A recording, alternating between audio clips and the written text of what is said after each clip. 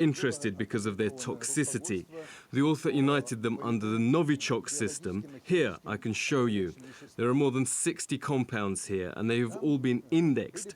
That means someone somewhere synthesized them and shared the information. Since then, these formulas, or some of them, have appeared in various publications constantly. You simply cannot say they are a secret.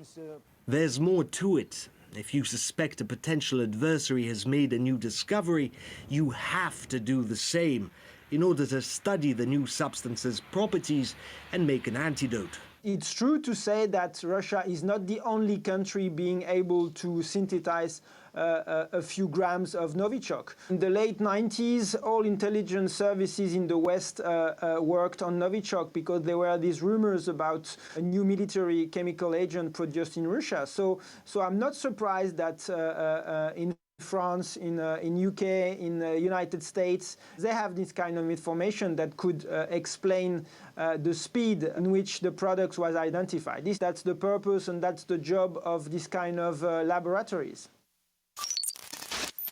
And it really isn't as difficult as it sounds. If it's really a Novichok we are dealing with, it's not a real problem to synthesize that kind of nerve agent. All the necessary components are easily available on the open market. The synthesis does not require sophisticated procedures. Any specialist in organic chemistry would be able to make it. Though every expert we talk to says you need serious expertise and substantial funding to make the pure nerve agent.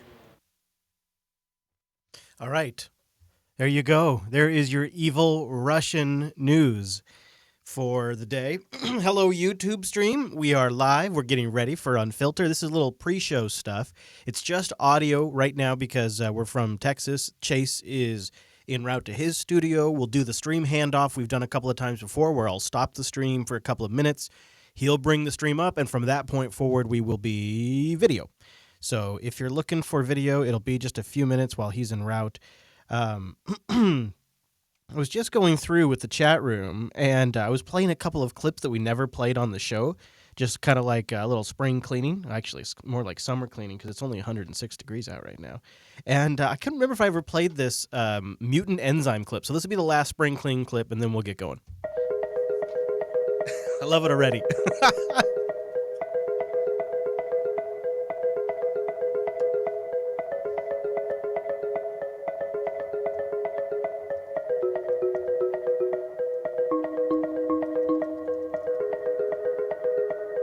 I guess it's all just music. Maybe that's why I never play it. Let me see if there's any voice. There you go. Okay, here's voice. Boom. Good setup. Plastic isn't really recycled. It either ends up in landfill or it's burned. If it's burned, then it generates CO2, and then you need to make more plastic by digging up more oil. This system would allow you to recycle plastic back again properly. 100% recycle, 100% sustainable.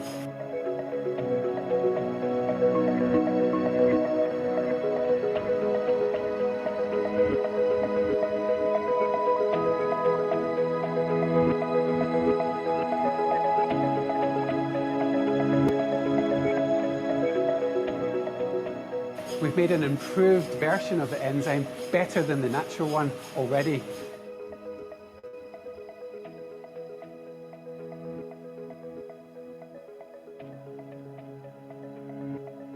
Basically, we can just make gallons of powdered enzyme and then pour it into a vat of plastic. This is what we're aiming to do.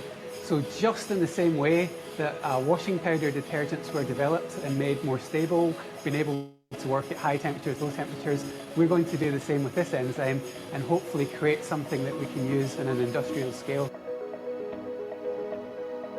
Well, this is fascinating. I guess this is why I never played it in the show. This would not have worked in the main show.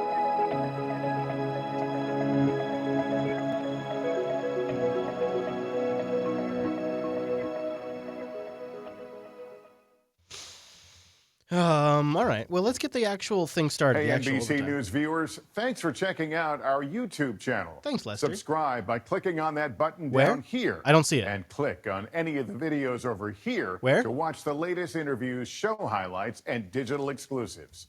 Thanks for watching.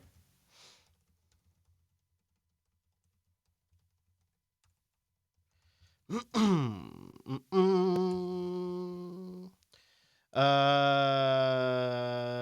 see. Let's clear that out. Let's clear it out. Oh man, I had such a great Nancy Pelosi clip, but it's really best in video. Let's see, how long is this one? Because this one would work in audio. I could totally play this for you. Yeah, okay. All right, we'll kick things off with this because this is too great. This is too great. I don't actually have an official Nancy Pelosi clip for you this week. I apologize if this one's a little quiet. The audio was from C-SPAN and it's really bad. So I'll try not to speak while the clip is playing because I think it's considerably lower than me. But this is Nancy Pelosi claiming that the Democrats are listening to the youth. And then she promptly forgets the prop girl that she brought with her to her press conference. She completely forgets her name. As far as young people are concerned, we're listening to them around the country, just going around with our 30-somethings, our own young people in the Congress. We go around to listen. And what we're hearing from young people are issues about cost of tuition, am I going to get a job, climate change, net neutrality, Wall Street's influences on our policy, money in campaigns. These are all agenda items for the Democrats, but we don't go there preaching them. We're there to listen. So the first question will come from the riser, and it will be Haley Grundy. Haley? Okay. Hi. Hi, Haley. I really liked what you just said about how values unite us. She's listening. And I was wondering if the Democratic Party had like a specific message for the 2018 midterm election coming up. And if you do take back the House, what kind of message would you primarily promote then? Thank you, Haley, for your question. What was it? We have to win the debate on the economy. All right, let's go to the first question from out here. Thank you, Please remember to... No. Name. Haley. Haley. And remember to tell us... Why did she? She didn't have to. It got bad there at the end, didn't she? Almost made it. All right, let's go to the first question from out here. Thank you, Please remember to... No. Name. Haley. Haley. Remember to tell us... Why did it go like that? Why did she have to do it like that? She didn't have to make it awkward like that. Okay, well, in case you forgot what Facebook is, RT is here to remind you just what the hell Facebook is. It's simple.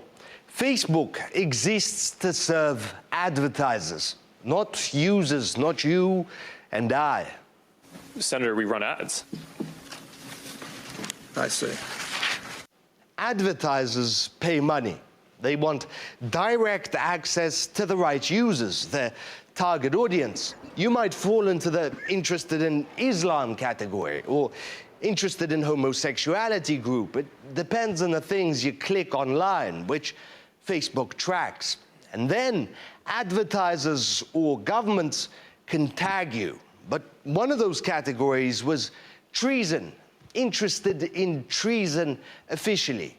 Russian people who Facebook deemed as anti-government or anti-Russian, and Facebook confirmed it to us. Treason was included as a category, given its historical significance. Given it is an illegal activity, we have removed it as an interest category. That is their official statement. They added that the keyword was hardly ever used by advertisers, which means that it was used. There were people out there searching for treason-inclined Russians and serving them with, presumably, propaganda, encouraging them to commit treason against Russia. Once it was found out, Facebook removed the category, but the pundits managed to twist even that. This isn't about 65,000 Russians being targeted with foreign propaganda, meddling in internal Russian politics. No. See, they say the real controversy is that these people could be targeted by Russian authorities. Imagine if Facebook categorized certain Americans as potential traitors for advertisers. They'd lock Zuckerberg up. I've expressed how upset I am that the Russians tried to use our tool to sow distrust. What they did is wrong, and we're not going to stand for it. And that's the meat of it. when it's Russians being targeted by propaganda to sow distrust in Russia, that's fine, until you get caught. RT has sent a request to a number of human rights and activist groups asking for comment as to whether such a practice constitutes meddling in a country's internal affairs. We also spoke to former MI5 intelligence officer Annie Machon, and she told us Facebook is a treasure trove for intelligence services. I've been saying for at least a decade that Facebook is effectively the spy's fantasy because we offer up all our personal information for free. And it's all the sort of information that intelligence officers, like I was in the 1990s, would have a team working on to build up over weeks or days. So Facebook in itself, I see it as not a force for good. Then we have the fact that it is signed up to the PRISM program, which is one of the very first disclosures made by the NSA whistleblower Edward Snowden. And we know that Facebook does cooperate with the state intelligence agencies in the West, and it cooperates with the corporate world in the West as well, to monetize and to utilize the information that we offer up to it. They are now claiming that these 65,000 accounts have an interest in something called treason. And it strikes me that this might well be another form of political meddling, be it, it's not the intelligence agencies necessarily, it's not the corporates necessarily, but it could just be a way of stirring up suspicion and discontent within Russia. Yes, it could, couldn't it? Yes, it could. Now, your good buddy, Michael Hayden, the NSA director who turned on the entire surveillance program during 9/11 and all of that, and actually turned it, I should state that correctly. Turned it off. It was on before 9/11, turned it off before 9/11 and during 9/11, and then turned it back on. Yeah, that good buddy, Michael Hayden, says, well, if you are concerned about Bob's dozen Russians, don't worry. There'll be some U.S. names soon. Joining me now is the former director of both the NSA and CIA under President George W. Bush, retired four-star General Michael Hayden. General Hayden, thanks for being here. Thanks, Jay. Many Democrats and even Senator John McCain has suggested that if Trump is not going to confront Putin with this, that the summit should be canceled. What do you think? No, my view is it's going to go on. We know that. They've already said that. If I were still in government, I would probably say it has to go on, but I would then make that condition. This is your chance, Mr. President. You've got a document beyond speculation. You actually have evidence, which the intelligence community couldn't roll out in that intelligence community assessment. Here we've got solid forensic detailed evidence that the president can make use of. And so, as a citizen now, I would say, let's do it. And then I want to watch to see what the president does. No, the White House points to the fact that no American is indicted in this indictment. And there are no assertions that any American knowingly worked with any of these Russian military intelligence officers. With that in mind, the White House and Rudy Giuliani, the president's lawyer, have said, so that should be the end of it. What do you make of it when you see all these unnamed individuals and organizations in the indictment? Yeah, so clearly, and I know you know this, I mean, the indictment clearly says we take no view on whether Americans were involved. It doesn't say there were no Americans involved. It just says we're not talking about that now. And the longer this goes, and I began, Jake, you and I have talked about this now for a long time, thinking this is going to end up kind of in an inconclusive cloud. If you want to see X, you'll see it. If you want to see Y, you'll see it. But the more this goes, the richer in detail we get, the more I begin to believe that we're probably going to see a widening circle here of people becoming involved. Let me say something. You notice how Hayden's really owning his role now. He's getting real folksy. You notice that emphasis he's putting on his words like a douchebag, like it's one of these things that people do when they're trying to tell a story. Like when he's really owning his role now as a media pundit. Cloud. If you want to see X, you'll see it. If you want to see Y, you'll see it. But the more this goes, the richer in detail we get, the more I begin to believe that we're probably going to see a widening circle here of people becoming involved. Let me say something. In terms of indicted? It's not a prediction, an observation, all right? Yeah. I would not be surprised if this were not the last indictment we see. Yeah, it better not be. That doesn't mention an American. So in other words, there will be another indictment and you'll think there'll be Americans involved. Assuming the meeting goes off as planned, What do you think this indictment does in terms of the political support for President Trump's claim that this is all just nonsense? Yeah. When his own administration, the Justice Department, is like saying, no, here's fact 1, fact 2, fact 3. So I read the indictment. It's a fascinating read, and it's not that long. People ought to take a look at it. And my first reaction as I began to read it was, yeah, like we said. Right. Because it's absolutely consistent with the assessment of the intelligence community. But it has magnificent, what I think is forensic detail that the Bureau was able to put together. Who did what, when, at what time, with what tools, for what purpose, against what target. And Jake, to kind of spin that wheel one more time, this is largely, I think, forensic information. Imagine what the Mueller team has available with regard to this activity from other sources that they would clearly not choose to put in what would be a public indictment. In other words, this is, in your tradecraft, you would say signals intelligence, not necessarily human intelligence. It signals, yes, sort of. Okay. It signals intelligence after the fact. It's crime scene intelligence. Okay. It's going back through the logs. It's going back through otherwise available records, but very hard to do, very massive. But is he saying that they used NSA records that were collected to go back and rewind the clock to find what these guys did? Isn't that something? I think that's what he's saying, isn't he? With regard to this activity from other sources that they would clearly not choose to put in what would be a public indictment. In other words, this is, in your tradecraft, you would say signals intelligence, not necessarily human intelligence. It signals, yes, sort of. Okay. It signals intelligence after the fact. It's crime scene intelligence. Okay. It's going back through the logs. It's going back through otherwise available records, but very hard to do, very massive. But you've seen what they've put together. There's no evidence in my reading of the indictment of any evidence in there from what I would call the other side of the screen, what it is the other guys were thinking, doing between and among themselves. I want to get your reaction to something President Trump said this morning, and I think what's important about this is the fact that he had already Let's move on. Let's talk about some of the details of that indictment. Today, a grand jury in the District of Columbia returned an indictment presented by the Special Counsel's Office. The indictment charges 12 Russian military officers by name for conspiring to interfere with the 2016 presidential election.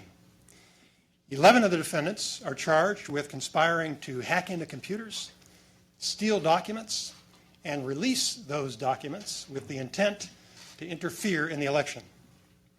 One of those defendants and a 12th Russian military officer are charged with conspiring to infiltrate computers of organizations involved in administering elections, including state boards of election, secretaries of state, and companies that supply software used to administer elections. According to the allegations in the indictment, the defendants worked for 2 units of the main intelligence directorate of the Russian General Staff, known as the GRU. The units engaged in active cyber operations to interfere in the 2016 presidential election.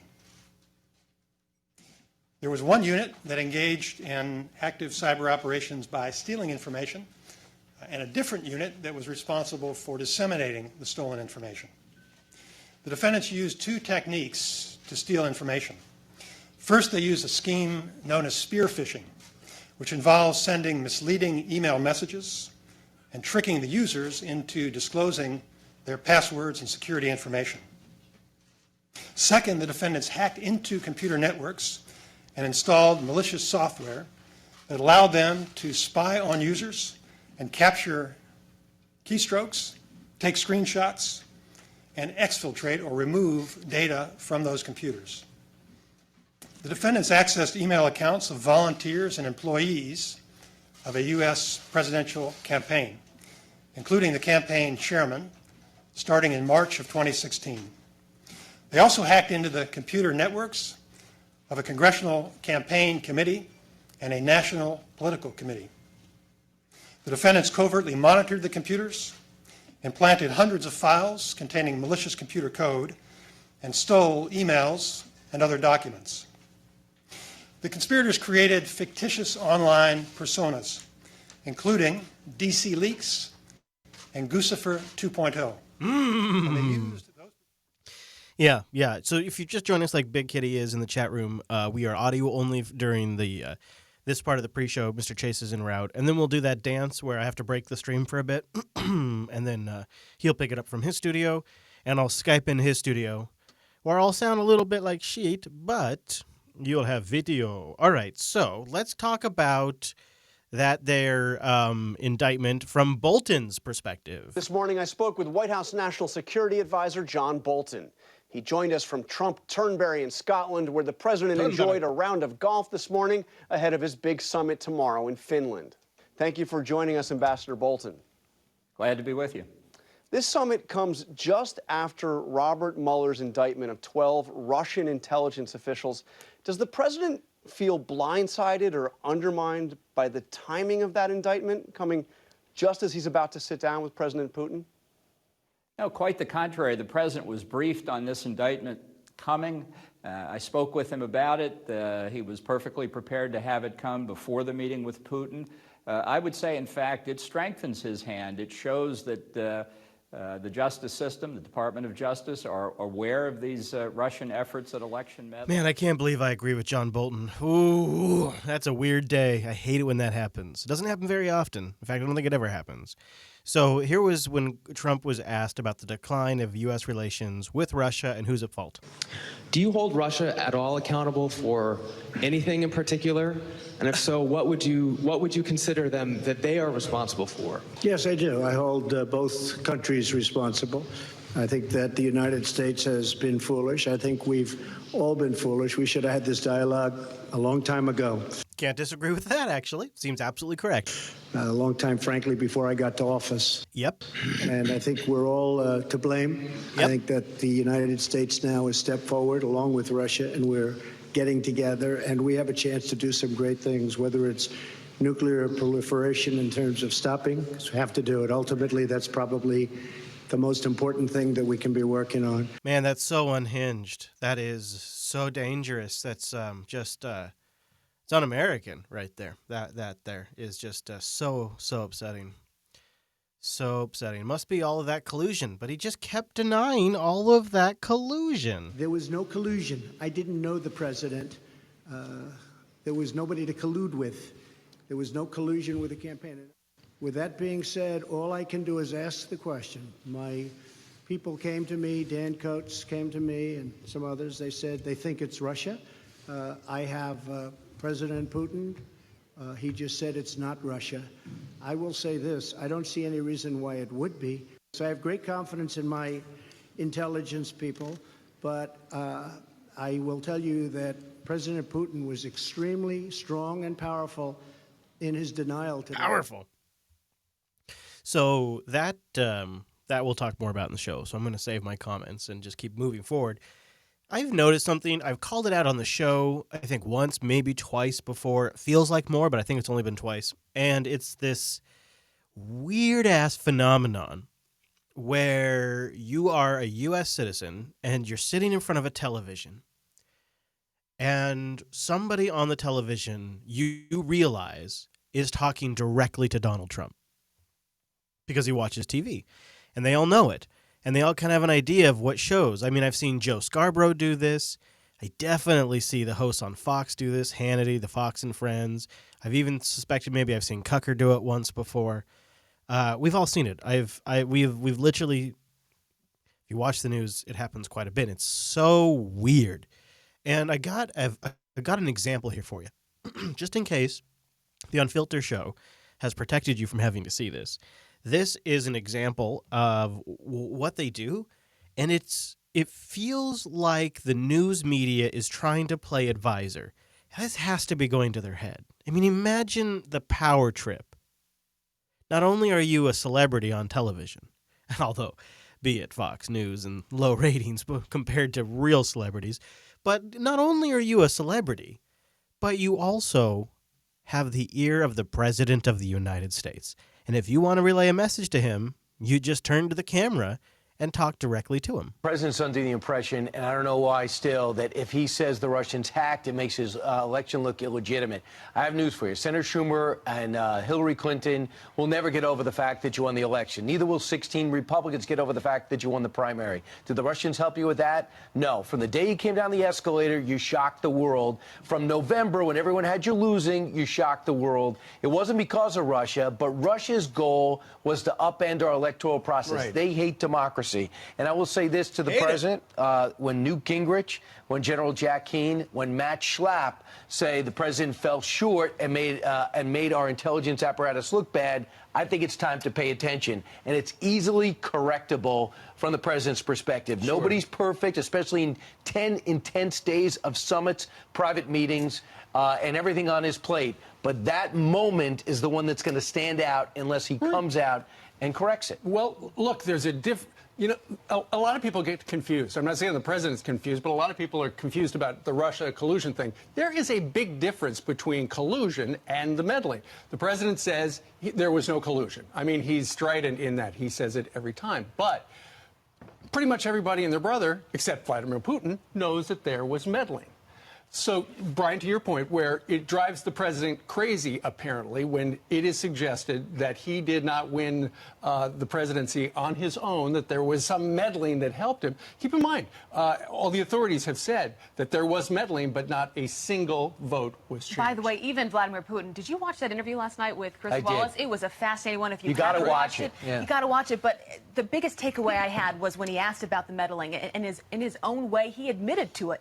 He just doesn't see what they did as meddling. He sees it as providing people with the facts. If we upend emails and we show you what's going on behind closed doors, he said that's just showing people the accuracy of what's going on. I don't know if I agree with her assessment there, but it's so creepy. Big Kitty said it perfectly. You know, you realize that these hollow-headed, uninformed yahoos who are on television more because of the way they look and sound than because of what they think, advising a president who consumes a lot of his information via television. It's a really weird world we live in. It's very strange. Here's a little more about how great our militaries are at getting along these days between Russia and the U.S. It's just a big old fucking kumbaya. Behind the U.S. media speculation of whether Donald Trump is in fact a Russian agent or not, Saturday's summit in Helsinki did in fact see some impressive diplomacy. One of the issues where the leaders seemed to have common ground was Syria. What? And Russia's defense ministry says it's ready to implement any deals agreed upon. Wait, what? The Russian Defense Ministry is ready to deploy any agreements?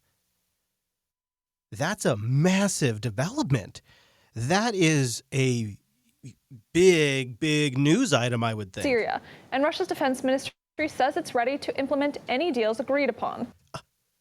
That's huge. That is huge. Now joined in the studio by RT's Maria Finoshina. Now, Maria, what's been achieved at this summit then? In fact, it's really hard to say what has been achieved, and it's not clear what concrete steps or what exact changes in the two countries, U.S. and Russia military strategies and tactics in Syria we can expect following these claims and the dialogue that we had yesterday on Monday. But what we can say for sure and what is clear is that this is certainly a positive sign for Syria. The rhetoric between the two countries recently... Yes, I think it's a massively positive sign. Okay, so let's go over to Peter Strzok. We got some more clips in the main show, but we got some here we got to get out of the way. If you were kicked off when you read the text, shouldn't you have been kicked off when you wrote them? Not at all. Well, it wasn't the discovery of your text, Mr. Strzok. It was the existence of your bias that got you kicked off. No, Mr. Gowdy, it wasn't. I do not have bias. My personal opinions in no way. Well, then why did you get kicked off? Why'd you get kicked off? Sir, I think it's important when you look at those texts that you understand the context in which they were made and the things that were going on across America. In terms of the text that we will stop it, you need to understand that that was written late at night, off the cuff, and it was in response to a series of events that included then candidate Trump insulting the immigrant family of a fallen war hero. And my presumption, based on that horrible disgusting behavior that the American population would not elect somebody demonstrating that behavior to be president of the United States. It was in no way, unequivocally, any suggestion that me, the FBI, would take any action whatsoever to improperly impact the electoral process. I don't think he understands how bias works, because he sits there and demonstrates how clearly anti-Trump he is, which is a bias. But then he goes on to say, but the bias did not affect the way I work. That's the funny thing about biases, though. You see, biases have a way of influencing the way we make decisions without us realizing it. That's what makes it a bias, you see. If it was a conscious opinion, then you would be able to clear it out, like something you clearly have an opinion about. But see, the thing about bias is it sneaks up on you. Bias is a prejudice, really. In fact, its very definition is a prejudice in favor or against one thing, person, or group compared with another, usually in a way to be considered unfair. And you typically don't realize you're being biased. That's the sneaky thing about biases. So when he's sitting there trying to defend himself and say he's not biased, I don't think he understands how it works. For any candidate. So I take great offense and I take great disagreement to your assertion of what that was or wasn't. As to the 100 million to one, that was clearly a statement made in jest and using hyperbole. I, of course, recognize that millions of Americans were likely to vote for candidate Trump. I acknowledge that is absolutely their right. That is what makes our democracy such a vibrant process that it is. Vibrant. But to suggest somehow that we can parse down the words of shorthand textual conversations like there's some contract for a car is simply not consistent with my or most people's use of text messaging. I can assure you, Mr. Chairman, at no time in any of these texts did those personal beliefs ever enter into the realm of any action I took. Furthermore, this isn't just me sitting here telling you, you don't have to take my word for it. At every step, at every investigative decision, there are multiple layers of people above me, the assistant director, executive assistant director, deputy director, and director of the FBI, and multiple layers of people below me, section chiefs, supervisors, unit chiefs, case agents, and analysts, all of whom were involved in all of these decisions. They would not tolerate any improper behavior in me any more than I would tolerate it in them. That is who we are as the FBI. Yeah. And the suggestion that I, in some dark chamber somewhere in the FBI, would somehow cast aside all of these procedures, all of these safeguards, and somehow be able to do this is astounding to me. It simply couldn't happen. And the proposition that There we go. I'll let him end on a strong note. We got to keep going. I got more I want to cover in the show. Gowdy, that was a good showing for Gowdy. Although, depending on your perspective, he was also thinking it was Benghazi 2.0. Not Benghazi, which was actually shouted at him. Putin went on the Wallace show to do an interview, and he said something that it felt very statesman to me. Because, I'm a big Putin fan. I vote Putin, obviously. I'm an agent of Putin, if you didn't know. I'm here to convince all of you. Ooh, that's a good theory. Let's get that going. Let's get that bacon going. No, actually, but seriously, it was a statesman answer. He said, essentially, don't hold our nation's relationships hostage to your crazy-ass political system. Like, it's more important than the flavor of the year, and we need to be above it all. Firstly, Russia as a state has never meddled in the internal affairs of the US, and in particular, has never meddled in its elections. Secondly, wait, let me answer. Have some patience. You really think that it was possible to meddle in the US elections from the territory of Russia and to influence the choice of millions of Americans? It's ridiculous. I'm not asking whether they influenced, I'm asking whether they tried. I will answer now. The hackers about whom everyone was talking about, I will return to it, do not worry. They opened the emails, as they told us, and there was information that inside the Democratic Party there were manipulations in favor of one of the candidates, and that is all. And that the leadership of the executive body of the party resigned, so they admitted this fact. And that was the most important thing in all of it. That the manipulations of the U.S. public opinion must be stopped, and they had to apologize. It isn't much of a denial, is it? So let's save that for the show, too, and let's talk about this story, about this lady, I think in her 50s or something like that got fired because I think she had a vape pen. Can you imagine? I'm 55 years old, and I do this once in a while, and look what happens. Bernadette Coughlin never imagined she'd be fired for using recreational marijuana in a state where it's perfectly legal. Honestly, I was like, it's legal now. This isn't really a big deal, especially if you're not doing it at work. Terminated as a supervisor for Sodexo, a national contractor providing food services for Holy Family Hospital in Methuen. You were not impaired at work? Never. It had nothing to do with your fall? Not at all. Not at all. Coughlin admits vaping marijuana 3 days before tripping and falling in the hospital kitchen, breaking her wrist and elbow. A drug test 5 days after the fall came back positive. And I was crying, and I said, so am I fired? And she says, well, you broke company policy. Sodexo's employee manual states the company goes by a federal standard where marijuana is illegal with no accepted medical use. Cop out. Coughlin is filing suit claiming her privacy rights were violated. In the privacy of her home, she has a right to do what she wants. What she did was legal under Massachusetts law, and this employer overreached. I don't know what I really don't know what I'm going to do now. It just, the whole thing just seems unbelievable. Sodexo is on record stating the company is now reviewing its policy. For her part, while she takes her case to arbitration, Coughlin is urging the legislature to close what she sees as a marijuana legal loophole. Yeah, that's too bad. That's too bad, you know? And she's, you know, especially if she'd been a good employee otherwise. Okay, so I don't know how much of this clip I can play. We're going to give it a go. This is super funny, though. So it's hopefully, who knows how they're really running the study, but they're trying to figure out how people drive when they're stoned.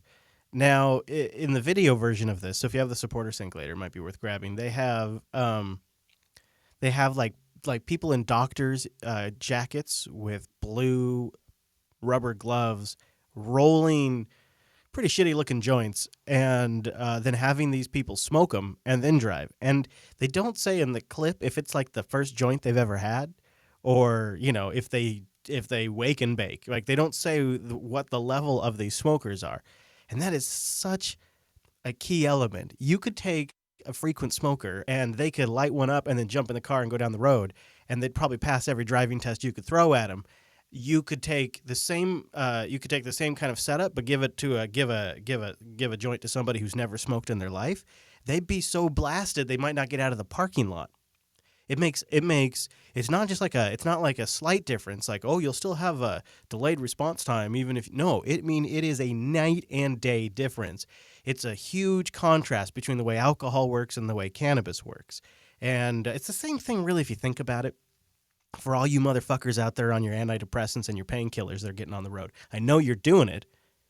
And, you know, it's probably after months of you doing it, you've probably gotten better at it. I don't condone it, but people are doing that too. It's much different than, you know, for me, if I kick back 5 shots, you know, of like say whiskey or something like that, there's no way I ever normalize that when I'm driving. I've been drinking since I'm 21 years old. I'm well into my 30s now, and it still I would never ever say after a couple of shots I should get behind the wheel ever. But I'm telling you, different things affect people differently. Cannabis and medications, your body builds up a tolerance to it. You begin to normalize it. And so it's really critical how you test this stuff. But that aside, here's the clip. Here's the basics. It is now legal for Californians to smoke marijuana, but how soon after you light up is it safe to drive? Well, UC San Diego researchers are trying to figure that out to help both users and law enforcement. And 10 News reporter Amanda Brandeis got a look at the driving simulator they hope will make our roads safer. Inside this small research room, a virtual road awaits volunteers. Go left at the next intersection. We try as best we can to emulate the types of tasks a person normally would experience. Like turning left with oncoming traffic and facing the yellow light dilemma. When you're making a decision whether it's safe to pass through a yellow light. Study participants take a few test drives and then they all get a joint that's rolled here. We actually roll it here. The joints have different doses, from no THC to high THC. See whether or not. Researchers want to learn a few things. How does the dose affect your driving, and what's the effect a few hours later? If you smoked this morning, Are you impaired throughout the day? Are you impaired for a couple hours? Or are you not impaired? Tom Marcotte is with UCSD's Center for Medicinal Cannabis Research. He says cannabis does impact driving. So when you have people do certain challenging tasks, they just don't do it as well. They tend to swerve more on the road, take longer to brake. But determining whether a cannabis user is impaired while driving isn't so simple. A habitual smoker can have THC in their system and not be impaired to drive. Rather than blood tests, California Highway Patrol relies on field sobriety tests. They really That's want to awesome. get the impaired driver off the road, not just someone who has THC in their blood. That's how it needs to be done. That is so how it needs to be done. Oh my gosh. UCSD and CHP teamed up for the study. After the driving simulation, volunteers go through field sobriety tests. So, tilt your head back, close your eyes. The field sobriety test, really good for alcohol and good at getting psychophysiological responses where a person staggers and so forth. The effects of cannabis are more cognitive. So researchers are also incorporating iPad tests to try and better detect impairment, testing factors like memory, attention, and motor control. What they learn here could help identify new field sobriety tests for law enforcement. I mean, we really are unique in the country. UCSD is leading the way with this research. With 180 participants, it's the largest study of its kind so far. Studies like ours can give people a better idea how long they should wait before they drive. Hopefully making roads safer for everyone. Amanda Brandeis, 10 News. Man, this is the kind of stuff that we could have been doing for the last 30 years. If we hadn't done this futile war on drugs, we could have 30 years of understanding this by now. My kids that are about to get on the road will still be in the process of us figuring this out because it's going to take a generation. That's another level of harm that the war on drugs has caused. All right, Chase is arriving at his studio, but I do want to play one more clip because it's super funny. You know Sacha Cohen, right? He's Borat, and he's got a thing coming out about guns. And about a year ago, he was out trying to collect clips for it, and this gun shop totally caught him and was ready for him to show up. When he thought he was going in there to troll him, they had cameras, and they were ready to go. Watch his face. Watch his face. See ya. I'm out of here. You got me caught. Get the out of here, Borat. You're watching the moment employees of a Riverside gun store say they caught actor Sacha Baron Cohen coming to their shop in disguise and under false pretense. That is fake. It all happened right here at Warrior One Guns and Ammo in February 2017, and it was all caught on the store surveillance video. The moment his words came out of his mouth, I was like, this guy's full of That's store owner Norris Sweden. He's the one seen in the video dealing with Cohen and his camera crew after he was told they were there doing a documentary on a Hungarian immigrant wanting to buy a gun. He comes in, off the bat, you can see the video, I'm looking, I'm like, this guy does not look like a Hungarian immigrant. Tight leather pants, a beard, it just didn't fit. But he says it's what Cohen said after that handshake that really blew his cover. I want to buy a gun, like that, talking like that. And I just kept looking at the guy and I was like, you're Borat. As soon as I said that, his eyes just looked at me like, and he did a B-turn right out the door. Sweden says the video shows Cohen bailing on his crew after he gets called out. So then he turns to question the producer. We're talking to the people. They don't want to give us an answer. We basically told them, get the out. You know, you guys are all full of have a great day. Get out. Sweden says it's obvious what Cohen's intentions were. Once I knew it was Borat, we already know his game and his so we knew that he's here to make a mockery. And make a mockery of what? Gun owners? I love this gun guy. Business? Gun shops? He says it's clear his store was meant to be part of a segment in Cohen's new program on Showtime called Who is America? 100%. He's ready to put the naughty man on a very long time out. And then you got some gun advocate holding a bunny on a gun. If you're a gun advocate, what the are you doing holding a gun with a bunny on it? Really? Sweden believes his shop was targeted because it's well known and in the process of launching a pilot show called Down the Barrel. That's what it was, yeah. But he Down the barrel. says Cohen and his crew picked the wrong guy to mess with. He was fake, the producers were fake, the show is fake, and Showtime is fake, to be honest with you. They want a real story? Yeah. Come talk to us. We'll give you a real story. And Sweden tells me he is 100% positive that the man he dealt with here last year was in fact actor Sacha Baron Cohen. When I reached out to Showtime to get their response to all of his allegations, they would only tell me they have no comment. All right, well, Mr. Chase is in his studio, so I'm going to start getting us ready for a transition. That's a good ending spot right there. How about that? Isn't that something?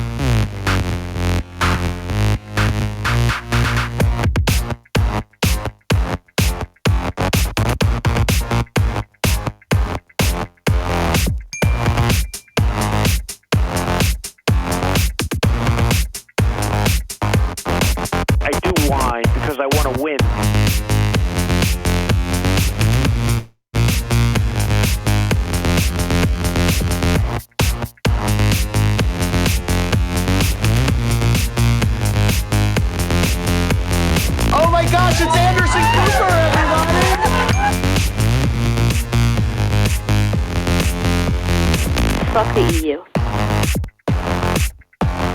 Fuck the EU. All right, so I should probably break our stream. It's not really a Patreon special. It's just not really anything I'm recording to release. So it's really just like I'm gonna post it for the patrons. I guess okay. All right, it's sort of a patron special, I guess. It's all right. Okay, it sort of is. It sort of is. I was really just sort of I don't know. I was going for something different because I didn't record this other than what gets recorded to YouTube, which you never know what's going to get recorded to YouTube because it's YouTube. But so it's kind of a special. It's kind of a special. We're switching over now to Chase's studio, which means we will be in video now. So those of you that are watching video will appreciate that. It is not the majority of the audience, as you guys probably all know, but it is a part of the passionate audience for sure, and so that matters to us. Now, how the hell do I stop all clips? Unpause all, fade out all? I didn't even know that was a thing. So hold on, the music's probably going to jump on for a second, but then it should just fade out super quick. This is really cool. Oh, well, maybe I have to unpause it. Fuck the EU. Yeah, nice. Fuck the EU. All right, so let me try that fade all thing, though, because that seemed really cool, but it didn't really work the way I wanted it to work. So if I start up a sound, and then maybe another sound, and then I issue the fade out all command. Oh, that is so sick.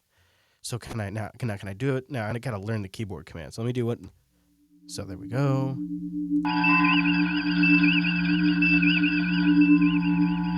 All right, so it's just a straight up minus. Oh my God, that's so great. It's just a minus button. I didn't even know that. Oh my gosh. Oh my gosh. That is so cool. I am learning new things. Yeah, I remember when Borat came out too. Yeah, I don't know. It was all right. It was okay. Doop-a-doop-boop-boop. Hello, buddy. Hey, buddy. How's it going over there? Good. I'm good. I'm really good. So I sent you a telegram. I'm still live because I thought maybe if you try to connect, it might just disconnect me and let you take over, and it might not break the stream much. You know? You want to try it? No, yeah, I know when you are ready. I was just thinking, because that way, because if that works, then it doesn't break the YouTube file up, and I can easy peasy release it to the patrons.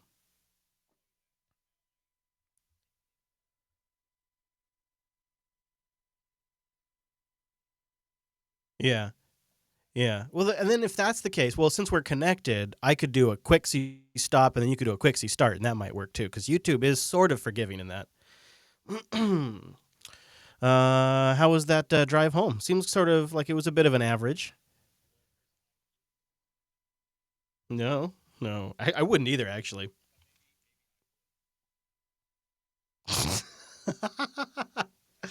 I see.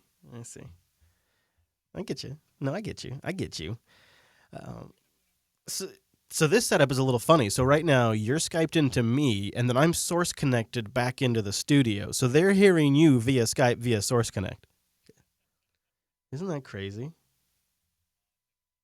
Skype needs to try adopting the Source Connect codec. I don't know if you got a chance to listen to last week's audio, but you sound like, you're basically in studio. Mm-hmm. Yeah, but then it's free, but then you gotta go through the pain in the arse process of setting up an account with Source Connect.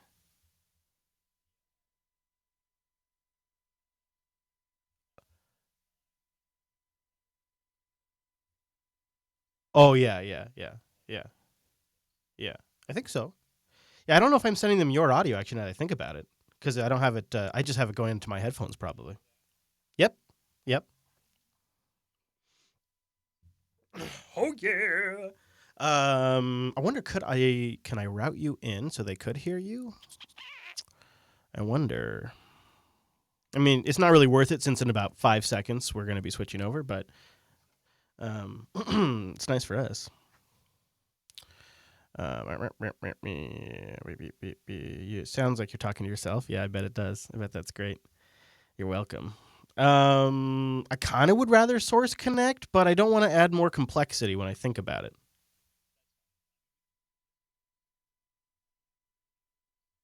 And it sounds okay, right? Skype sounds okay. Okay. I mean, if it sounds okay, maybe if this is a thing in the future, maybe we try Source Connect. But I think, yeah, yeah.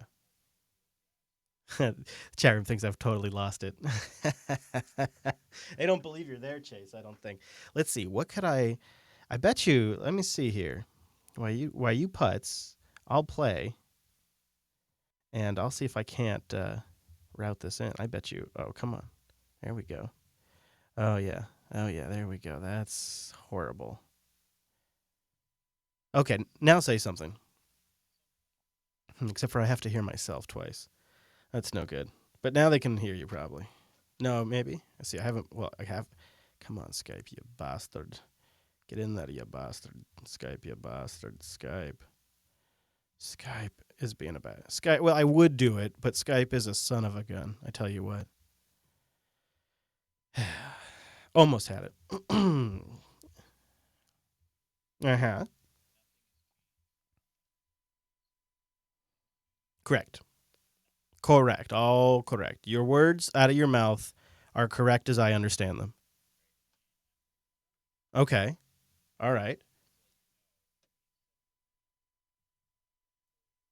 Perfect. Yeah.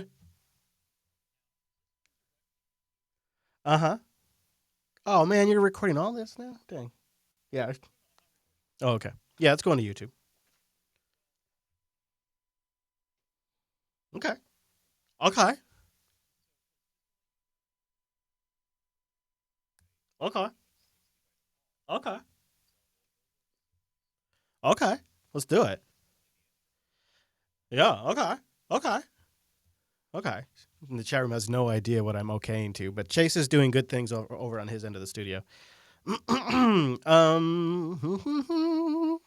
Dude, I'm ready to hit that stop stream. I'm curious if this is going to work. I bet you, it seems like it should just be a setting, really. Wouldn't that be nice if for Streamio could just let you make that a setting?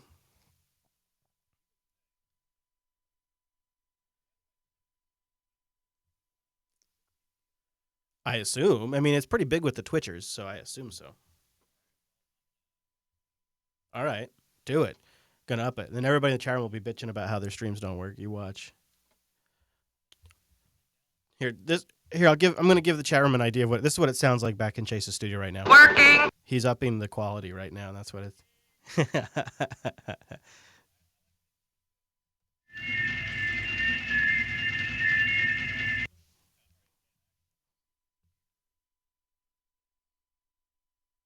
Okay. Yep, love it. Yes, I love it. I hear it. That's great. Would that get us pulled off YouTube though if you play that? Because that's pretty good. Okay, all right. Well, we'll try it. Who cares?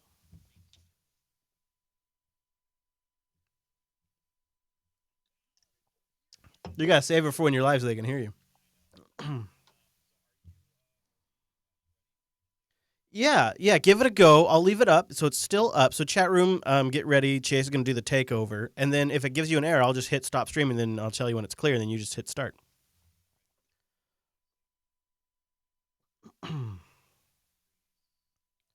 Enhance and zoom.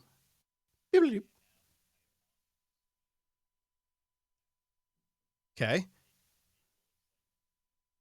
Okay. All right. Well, we'll break the stream, and then so I'm gonna hit stop. I am connected. We're right back. And we should be back. Okay. Cool. Nice. Well done, sir. All right. Well done.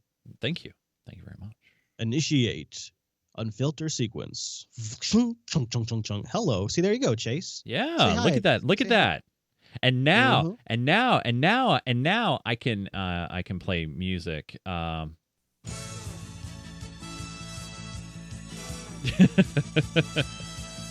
Yeah, buddy. Yeah, buddy.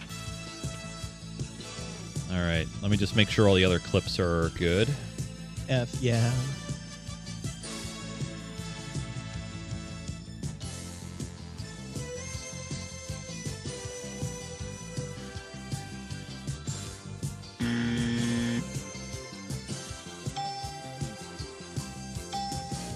Oh!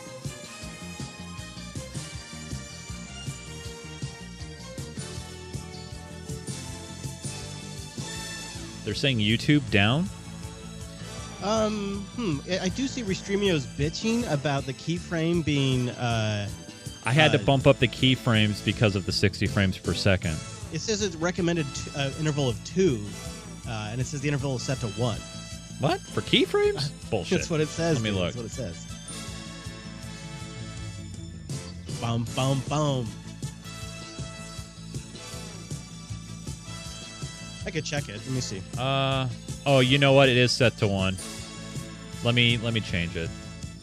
I may have to burp it real quick though. Yeah. Yeah, it says recommended 2. All right, let me burp it. Go. All right, it's been burped.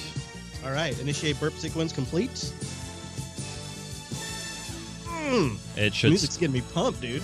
Yeah.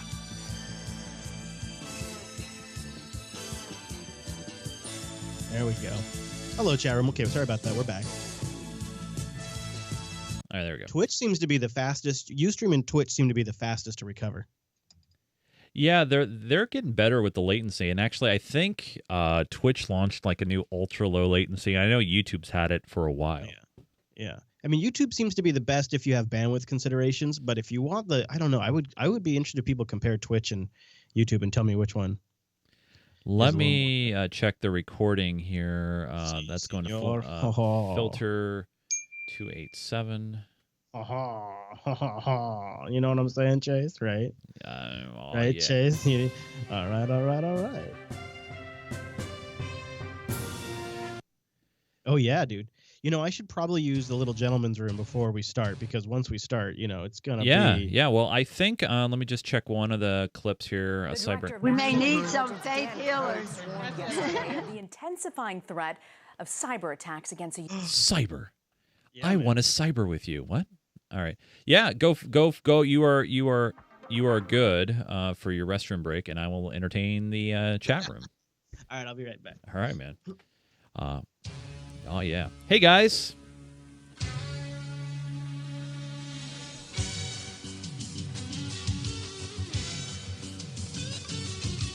Bam. Well, got the new colors. Got the streams going. Yeah, I know the video. Video side is hard. Audio is so easy. Uber Valley, Mojon, Big Kitty, all chiming in. Hey, guys.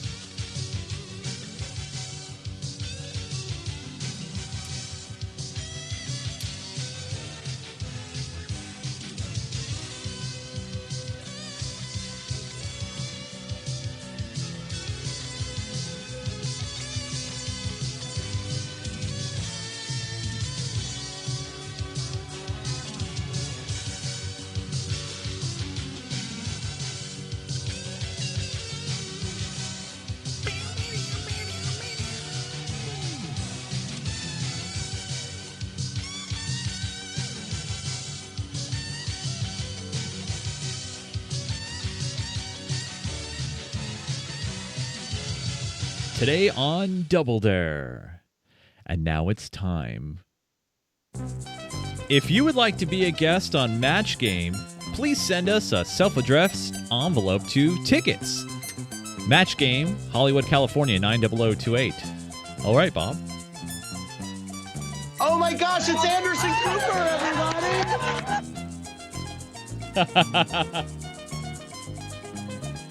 I do whine because I want to win. Fuck the EU.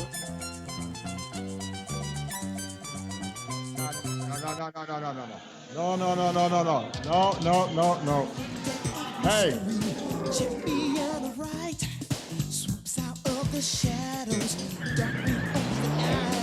It sounds like you're on heroin or something. What?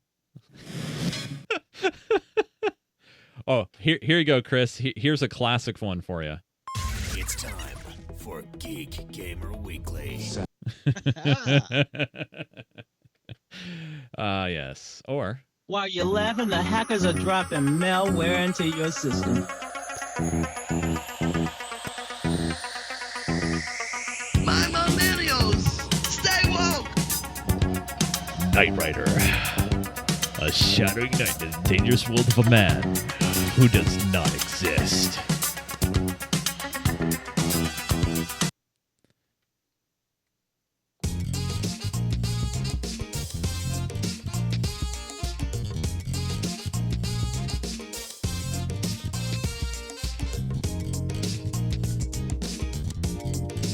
All right, Chris, are we ready?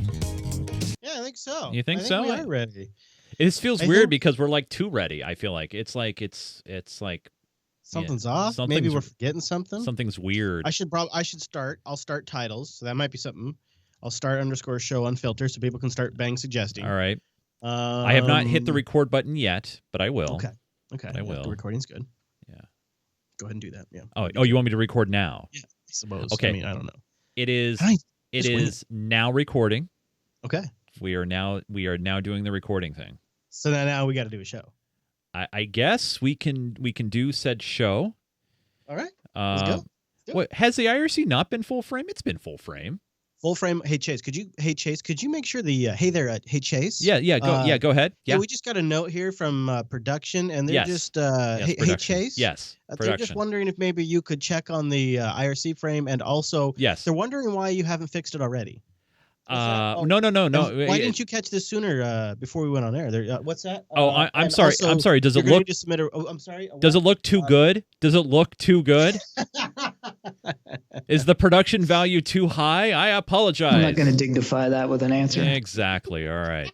Well, neither am I.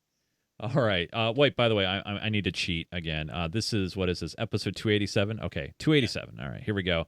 And it begins in a 3, and a 2, and a 1. Hold on. We may need some faith healers. Sorry. I had on the wrong thing. Okay, here we go. They're going to take this from the top. That's what she said. Actually, I needed to turn up the volume. Oh! Forgot to do that. All right, here we go. This is episode 287 of the Unfilter program. It begins in 3, 2, 1. This is Unfilter, episode 287, recorded on Wednesday, July 18th, 2018.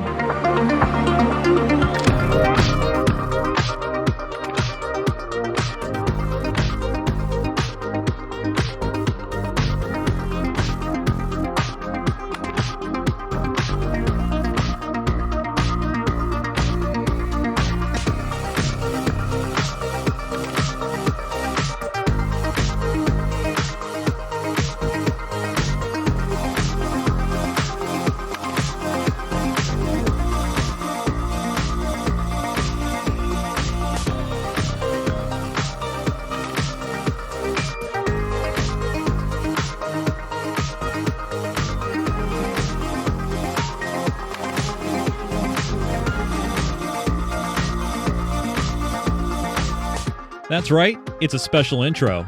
And once again, it's time for Unfilter Roadshow Edition, episode 287, coming to you here on Wednesday, July 18th. And I'm Chase, and I think you will hear the other voice coming from a distant, far-off land. I think the land of the Midwest somewhere. I think it's hot and warm. Chris Fisher! Chris, what's up, buddy? Hey, buddy. Oh, just hanging out in 106-degree weather, roasting and podcasting. I was going to try to rhyme that, but I couldn't come up with anything. Sorry, I put no effort into my intro. Well, that's the only thing that... If that's the only thing you've put no effort into, I think that's a positive. You know what? I promise to make it up for the rest of the show. I mean, when we just had Peter Strzok doing his testimony, we had plenty of show, and that was before the Trump-Putin summit, yes. The indictments of Bob's Dozen, Yes. and, of course, a high note, as always. This is a packed roadshow edition. So, buddy, thanks for taking the reins at your studio there back in Washington, so that way, That's right. even though I'm on the road, we can do a video version of the show. So I'm on the remote connection this week, and Chase is there running the board, playing the clips. That's right, live from the Geek Gamer TV studios, which by the way, patrons, we love you guys, and I personally want to say here at the top of the show, and I know we give them all the love usually in the overtime. The patrons. Patrons. The patrons over at patreon.com/unfilter, the ones that heard your call. You mean the show isn't sponsored by GoDaddy? I thought. No. That's that other like Linux type show. I don't know. I mean, I don't know. I'm on a Mac right now, but anyway, and PC. But yes, thank you for all the patrons. A lot of you guys said, hey, what happened to video last week? And we wanted to bring you guys a show. So crucially, we wanted to make sure we brought you one. And then we're like, where's the video? And so it's like, hey, we can do this. We'll do it. And here we are, Video Roadshow Edition. Never happy. Those patrons. Never happy. No, I tease. They're always making us set the bar high, buddy. No, they're great. Good. They're awesome. So everything has a bit of a theme this week, even our cyber segment. So let's kick things off with the cyber. Intel chief Dan Coates sat down for some testimony and said the cyber is worse than it's ever been, and Russia is the most aggressive of the cyber offenders. Oh. The Director of National Intelligence, Dan Coates, warned yesterday of the intensifying threat of cyber attacks against the U.S. He called Russia the most aggressive offender. Tonight, Elizabeth Palmer shows us what's being done to crack down on foreign cyber invaders. Crack down. If you don't like what your critics say, insult them. Ben Nimmo is a cyber investigator for the DC-based Atlantic Council. Who here has been insulted by the Russian propaganda machine already? With the U.S. midterms approaching, he's teaching these activists and social media experts how to detect and expose Russian disinformation online. Okay, let's pause there. Okay. So that organization that he's from, the Atlantic Organization, is a very, very strong trade organization that really is all about trading between the U.S. and Europe and really squeezing Russia out. That's one of their biggest focuses in life. So that's an interesting pick to then go lead this summit. And so everybody there has been abused by the Russian propaganda machine. And this is setting us up to understand that Russia is the biggest cyber aggressor out there. I was going to say, this feels like a weird kind of get together. Yeah, a specifically targeted towards one country. And I would like to say, are we all in agreement? All of the quote unquote stakeholders and observers, are we all in agreement that trolling somebody on Twitter is a cyber attack? And are we all comfortable with saying that spam email and phishing emails are cyber attacks? It's a slippery slope, as they say. Yeah, man, that's like next step up is cookies. Like cookies that track where you go are a cyber attack. People that monitor you on Facebook and watch the shit that you publicly post are now cyber stalkers, and they are people like supposedly intelligence agencies that are scooping all this up, and it's all cyber spying all of a sudden. Right. It's like things are really getting amped up, and if you listen to the dialogue these people are having, the issues they're talking about. See, when I think of a cyber attack, I think of somebody who owns a box on my network and then island hops around my network and gets root access and starts collecting information and extracting data. That's an attack. Absolutely. That's a cyber attack. Now, but to be fair, I mean, I believe though, trolling can go over a line. You and I, and we've seen people lightly troll us all the time, in comments or feedback and that sort of thing. But if you're getting constantly harassed and you're to the level of actually feeling fearful. So call that cyber harassment, yeah, cyber bullying. Yeah, that's call true. That whatever, yeah, but you're right. But yeah. cyber attack, it's Yeah. I agree. Yeah. I agree with that. All right. Continue on. Continuing. These activists and social media experts how to detect and expose Russian disinformation online. Could be that he's been partially modified, but... We know that elections are always a big, juicy target. The aim is to head off the kind of Russian meddling that tainted America's 2016 presidential campaign. But with the midterm primaries already underway, Nimmo agrees with U.S. intelligence that Russian trolls and bots, those are automated fake accounts, are preparing a flood of toxic and divisive disinformation aimed Now that I actually believe. I mean, but it's not just Russia. I mean, a lot of competing factions. But yes. Yeah. Of course, China, I bet, different interest groups within the U.S., crazy sons of bitches within the U.S. that are doing this. And it'll all be completely ineffective and a waste of their money. Just like all of the ads that Russia bought or, groups connected with Russia bought on Facebook starting back in 2014, 2015, and then into the election. In fact, if you look at what the investigators found, they stopped buying ads towards the later run of the presidential campaign. In fact, they've been buying more ads post-election than they were during the latter half summer area of the election.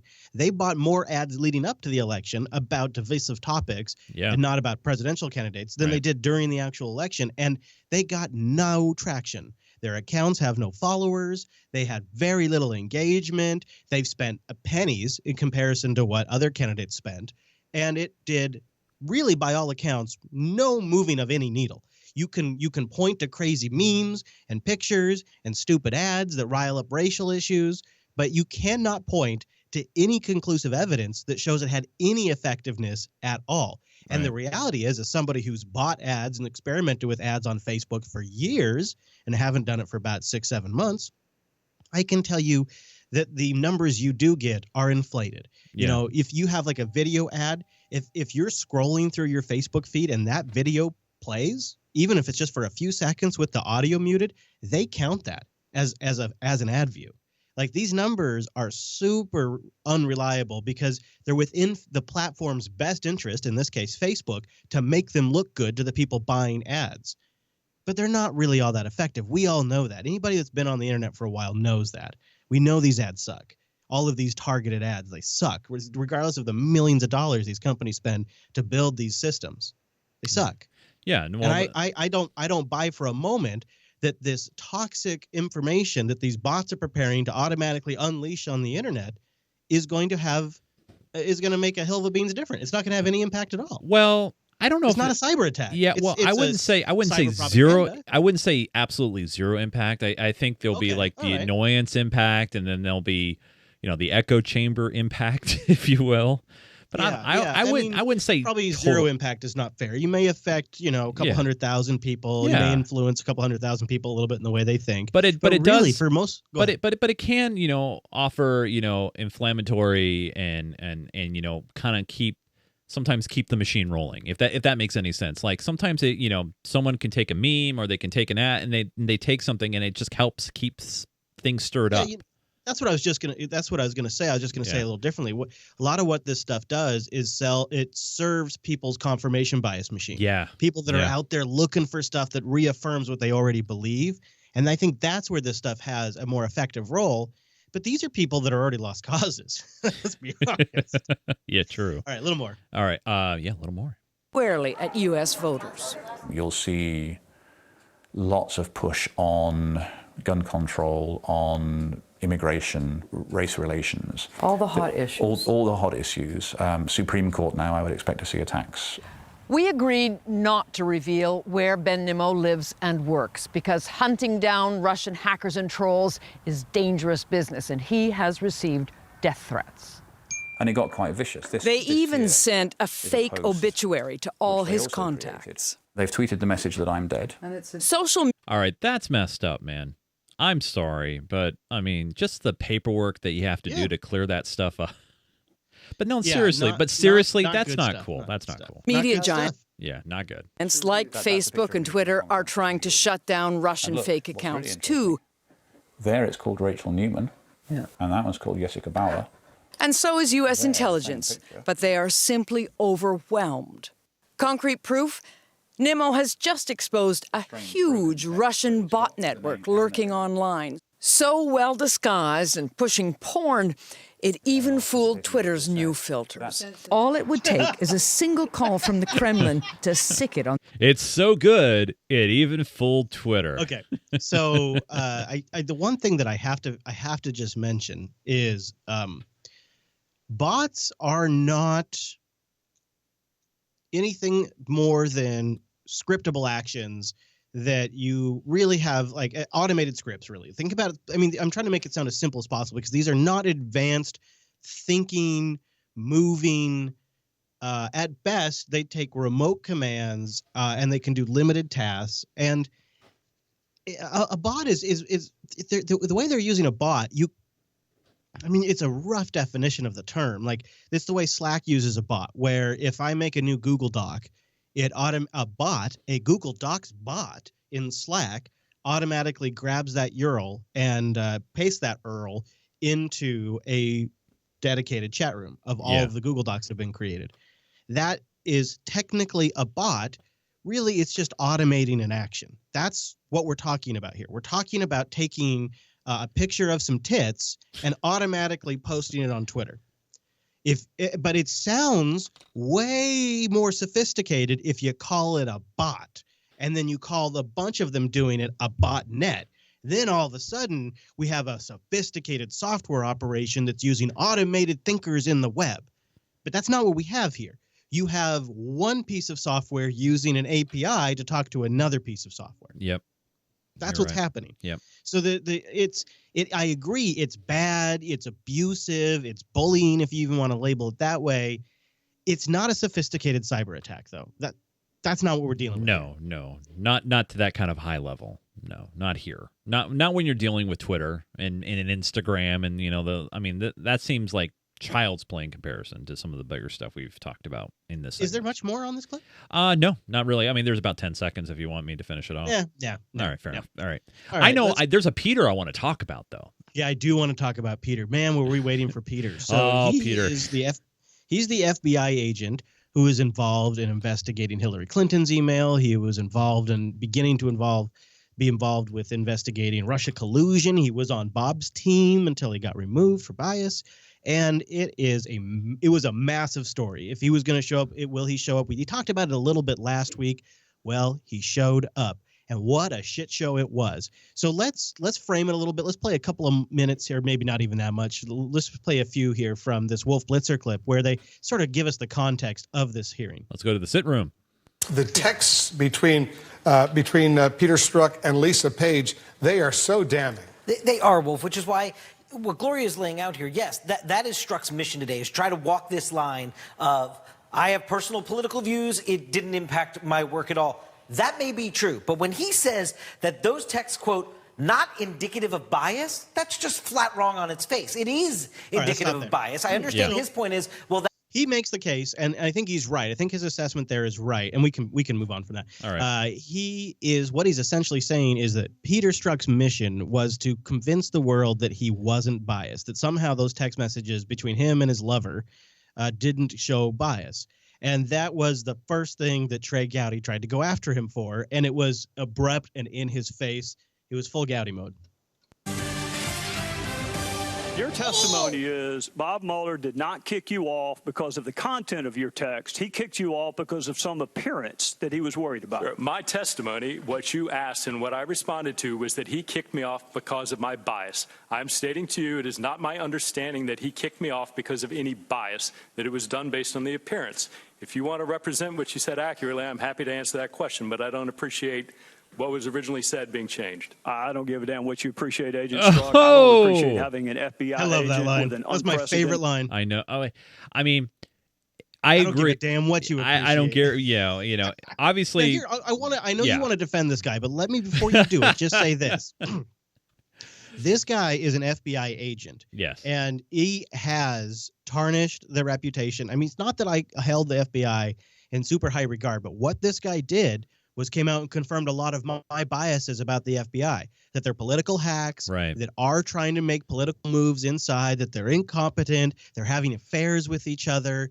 Like, it is really bad, as your buddy Obama says, optics for that entire department. And then when you combine on top of that the shit show and leaker that was James Comey and Tarmac meeting Loretta Lynch, if I can get these words out, Tarmac meeting Loretta Lynch with Bill Clinton, who was completely biased in the investigation. Like when you add all of that together, it casts so much doubt over the Justice Department and the FBI minions that this is shameful. What he has exposed is shameful. And everyone, even tangentially related in the FBI, should be fired because it's bad optics and it doesn't look good for what is supposed to be the center of our justice system. So I think when you hear Gowdy upset, remember that before he sat here, he was a prosecutor, and he has been recently on record saying that the most important thing he did in his life was work for the legal system, and the hardest thing he's done is be a politician. He has a great respect for the legal system, and I think he is offended because he is from that system. He is offended by the damage he's done. So I think that's where Gowdy's coming from. So first off, I'm not trying to defend anybody here. I just try to look at all the potential different angles. Now, I will say that I agree with the majority of what you say there. Obviously, you know, Peter, while he was making a private text message to his, you know, what would you call it, his muse, his adulteress or lover, or whatever. And I do feel like you got to give some context to that. You know, and, maybe you put on a brave face, that kind of stuff. And, you know, it's one of those situations where, you know, I'm inclined to believe and give him a little shadow of a doubt that, yeah, he was having a private conversation. But that being said, he should know more than anybody that when you're involved in such a high-profile investigation, every little thing will be not only magnified and analyzed, but you have to... Especially at this day and age. Right. And even if you say, you know, hey, I am not biased, and, you know, let's say you are being 100% truthful, and you are laying it all out there that, you know, hey, I'm venting to my lover, but, you know, I can keep those opinions separate and that sort of thing. It's all about optics. And when you go out there, and that's why Mueller removed him immediately, because he knows. Why that's Gowdy's point here. Gowdy's point is Mueller says there's bias. You know, but the other thing too is just one bit of irony. The reason we even have these text messages to begin with is because they were not on his personal phone. He was given the privilege of going through his personal phone and deciding which ones should be handed over to the FBI and doing it on his own volition. These ones he didn't have any choice to hand over because they messaged on their work systems because they were trying to keep it from their spouses who they were both cheating on. So if they weren't cheaters, they wouldn't have had to been messaging on their work systems, and we wouldn't have all of these transcripts. Right. So Gowdy is getting on his case here because Peter Strzok, the entire time he's here, just like CNN said, is he's trying to say he wasn't biased. He's trying to say, I hated this man. I was trying to create an insurance policy. I said him winning the presidency would be a disaster for the country. I said all those things, but they don't affect my thought process. That's the case he's trying to make, and Gowdy isn't having it. Right. Let's continue on. More Gowdy mode activated. Level of animus working on 2 major investigations during 2016. In addition to disappointing the hell out of my Democrat colleagues, that someone who was investigating Russian collusion didn't think there was any there, why would you be concerned? Why would you not be ecstatic that there was no collusion? Why the word concern? Sir, I don't know what I meant. All right, that was more of the fireworks at today's... All right, pause there. So Relectrant in the chat room is asking a story, and I want to play a mental game here for a moment. We're done with that clip. All right. I want to play a mental game just as an exercise. What if these were not lovers at all? What if Peter Strzok and Lisa Page were not lovers? And in fact, if you look at the transcripts, there's nothing in there about like, oh, I miss your dick, or oh, I love you, or No, they did those over phone calls, actually. So what if does it change your perception if they're not lovers at all? If the lovers thing, as Reluctant in the chat room is suggesting, are cover stories to lessen the blow of this.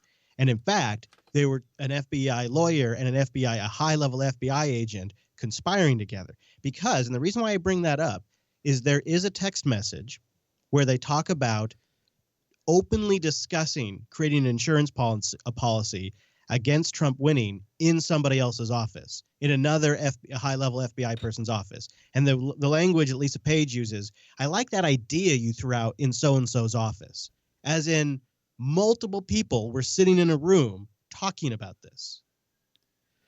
And that's in the transcript. Yeah. So you got to. So if you remove this cover story, which there's not a lot of evidence that they're actually lovers, if you remove that cover story, then all of a sudden it's much more damning. Like, it's holy shit. These are two plotting FBI agents, probably more. Plus you got Comey leaking constantly. This is really looking bad now. Like, I hope they are lovers, because that then at least gives you context where Peter is maybe trying to be a tough guy, but it's almost a little misogynist for us all to assume that they must be lovers because she's a woman and he's a man.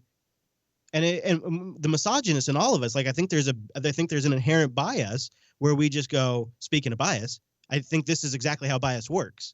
That's why I like talking about this. There's a bias where we go, oh, yeah, of course. She's kind of good looking. They're going to fuck. Yeah, that's how these things work. But in reality, she could be a strong, independent woman who had no interest in his dick at all, but didn't want Trump to win. But when this story starts coming out, to mitigate the level of outrage and damage that would be done to the FBI's reputation, you spin it with the lover story. And that's where I'm having issue, because I feel like there's not a lot of, well, first off, there's a lot of conjecture, right? And a lot of, well, if you go down the path to say, hey, if they're not lovers, there's a lot of pieces that fit that puzzle, right? And, well, if they are lovers, there's a plausible explanation, right? And so, but it does suggest they're deceptive liars too, right? And that's what I was going to say. Is either way, it's hard to say, well, I'm going to trust you, even though you're breaking trust in other areas, right? Relationships, families, things like that. That's kind of a. I mean, I feel like kind of shitty for saying that, because it's kind of like it's maybe. Everybody has their own situation, but right. Gomer kind of made a play for that. Didn't go over super well. Yeah, but, I know where you're going, but yeah, we'll play it and then we'll talk. Yeah. And you have come in here and said, I had no bias. And you do it with a straight face. And I watched you in the private testimony you gave. And I told some of the other guys, he is really good. He's lying. We know he's lying. And he could probably pass a polygraph. It's amazing. Mr. Chairman. No, this is my Mr. time. Chairman, I'm sorry. Point of order. Point of order. No. The gentleman will state his point of order. A member of this committee just asserted that this witness, who is under oath and a former agent of the FBI, lied. There is no evidence that. I ask him to withdraw it. I do not withdraw it. He is not a member of Congress. It's not a violation of the rule. And just as you have been expressing bias through your members about what a hero there is not a single person on this committee who has ever characterized a witness gentleman as from lying. Rhode Island. It's my time. That's a disgrace. Gentleman from Rhode Island will suspend. No, you'll suspend. Isn't that a shit show?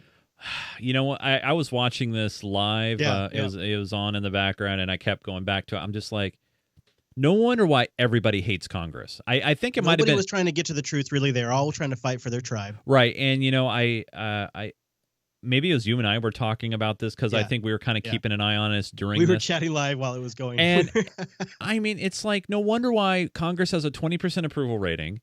No wonder everybody wants to win points for their side. And honestly, all I want, and I think what everybody wants, is just truth. It's like, come on. Did you hear the dig in there about the polygraph thing? Yeah, he'll probably, yeah.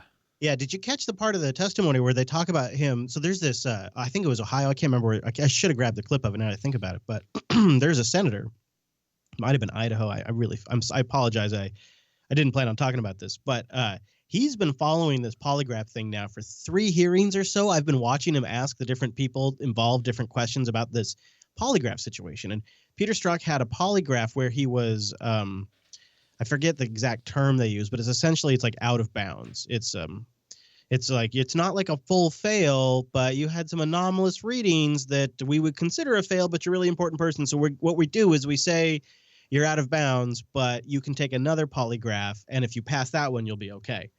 And he did. So he failed and then took another one and passed. Now, the irony is, the moment he fails, he should have been pulled out of the Mueller investigation. And if he would have gotten pulled because of the failure back in January, none of this would have come to light either. None of this would have been an issue. He wouldn't have gotten on the team. He wouldn't have gotten kicked off. The text messages wouldn't have come out. Right. None of that would have happened if they would have followed their own procedures when he went out of bounds on the polygraph. But the way the system works is like you're supposed to have your credentials revoked, but you can stay in, but you just don't get classified credentials. Right. You get knocked down to another level, basically. Yeah. But what he did instead is he took another polygraph and he passed that one. So when Gohmert says you can lie and pass a polygraph, that's what he's referring to. It's like a little inside reference there. Now, I do want to play a piece that's going to get us pulled off of YouTube, but this is just a great moment where you and I were going like, wow, this is really the moment where I realized nobody wants anybody to win. They all just want to fight. And there is a theme, like when the Republican side of the questioners would start to kind of get to something that would maybe be a little questionable and kind of throw Peter off his game, he generally had a Democrat swoop in and sort of block the whole thing with some sort of procedure, some sort of parliamentary procedure. Here's some highlights of that. All right. You are under subpoena and are required to answer the question. Are you objecting to the question? If so, please state your objection. Mr. Chairman, I object. The gentleman it does not have standing to object. There is no point of order. No point of order here. So the hearing turned into a big shouting match. Do you understand that? Point of order, Mr. Chairman. The question is directed to the witness. And I have a point of order before he answers the question. The point of order is not well taken until... You don't know what the point of order is. You can't say it's not well taken. The point of order, the witness will... By the way, notice Mr. Goodlotti here. They don't even look at each other. They're sitting next to each other, right? So awkward, man. But they're not even looking at each other. It's like have you ever, I mean, you got kids, man. So, I mean, you ever had a situation where maybe one of your kids was yelling, but they don't yell at you directly? Like they're yelling, but not. It's actually, it's more like that than because later on, like I think in this clip too, if you watch, like when other people are talking, they're leaning over and whispering to each other. They're whispering back and forth to each other. They're talking and looking at each other then. It's funny. It's weird. Answer the question. Point of order, Mr. Chairman. Let me continue. Point of order, Mr. Chairman. Point of order. I believe there's a point of order that's been raised. The gentleman has not stated a valid point of order. The ruling of the chair in that case. Nonetheless, are you just going to make up rules as we go along? It is not a valid point of order. The chair has already already repress it, Mr. Chairman, because you don't. On that ruling. Point of order, Mr. Chairman. The gentleman is not in order. That may be, but I appeal your ruling. The gentleman is not recognized. Point of parliamentary inquiry. inquiry, The ruling of the chair. Point of parliamentary inquiry. Parliamentary inquiry. Mr. Gowdy, do you remember Parliamentary inquiry. Parliamentary inquiry. Parliamentary inquiry. A parliamentary inquiry is not Bannon, in order. Motion is not germane, and the gentleman from Maryland, Mr. Cummings, I move to is table the recognized. ruling of the chair. All those in favor of tabling the appeal respond by saying aye. Aye. Those opposed, no. No. In the chair, the ayes have Mr. it. Chairman, I ask for a recorded vote. Point of I ask for a parliamentary inquiry, recorded Mr. Chairman. vote. Mr. Chairman, point of parliamentary inquiry. Sorry, that look. Oh, how good. How You gotta dare let you it finish, ask though, for a 'cause vote? The best line is at the end. It's all my right. favorite line I've ever heard on C-SPAN in my life. All right. The gentleman's point of order is not well taken. It's right on point. No, it's not. Point of order, Mr. Chairman. Gentleman state his point of order. Point of order. It is not a point of order. Point of order. Point of order. Point of order. Point of order. Point of order. Point of order. That is not a proper point of order. The gentleman will suspend. The gentlewoman witnesses have the right. The gentlewoman will suspend. The gentlewoman will suspend. The gentlewoman will suspend. His time has expired, Mr. Chairman. Your By 2.5 minutes. Gentleman is not recognized. And the chairman is not being proper. The chairman is being proper. Mr. Chairman, I think you have no choice but to recognize such a motion. I do not. I raise my point of order, and I insist on it. What is the point of order? I move to subpoena Steve Bannon. Mr. Chairman, I move to adjourn. Second. You're not recognized for that purpose. Oh my God. No, you didn't go to the end. Oh. It was the end. That was the whole clip. Oh, was it? Yeah. Did you hear the line in there? One of the gals yells, "Do you need to take your meds?" Oh, yeah, I remember that. Yeah, that is my favorite moment. I've never seen anything like that, where a senator shouts at another senator's, "Do you need to take your meds?" Oh, That's an amazing moment. Congress approval. There you go, ladies and gentlemen. Getting their job done, Chase. 22%. Yeah, Getting the they are job representing you. Mueller's getting the job done, though. Bob's dozen has rolled out. I think this makes it nearly 30 indictments, which 5, if you count like Flynn, have pleaded guilty. So play this one. We've got our indictments. Indictments filed just moments ago by the special counsel before a grand jury. Robert Mueller, part of the Russia investigation. Indictments filed against more Russians. Yeah, it's a remarkable turn of events. It comes just hours after President Trump referred to the Mueller probe again as a witch hunt, and just a few days before he meets with Russian President Vladimir Putin. The president has said he will bring up the election meddling of 2016, but he has not said it in a way that many Republicans on Capitol Hill wish it would be more aggressive. He has said it is in terms of almost. That's fine. Now, I read it, and I have it linked in the show notes, unfilter.show. There's some juicy stuff in there.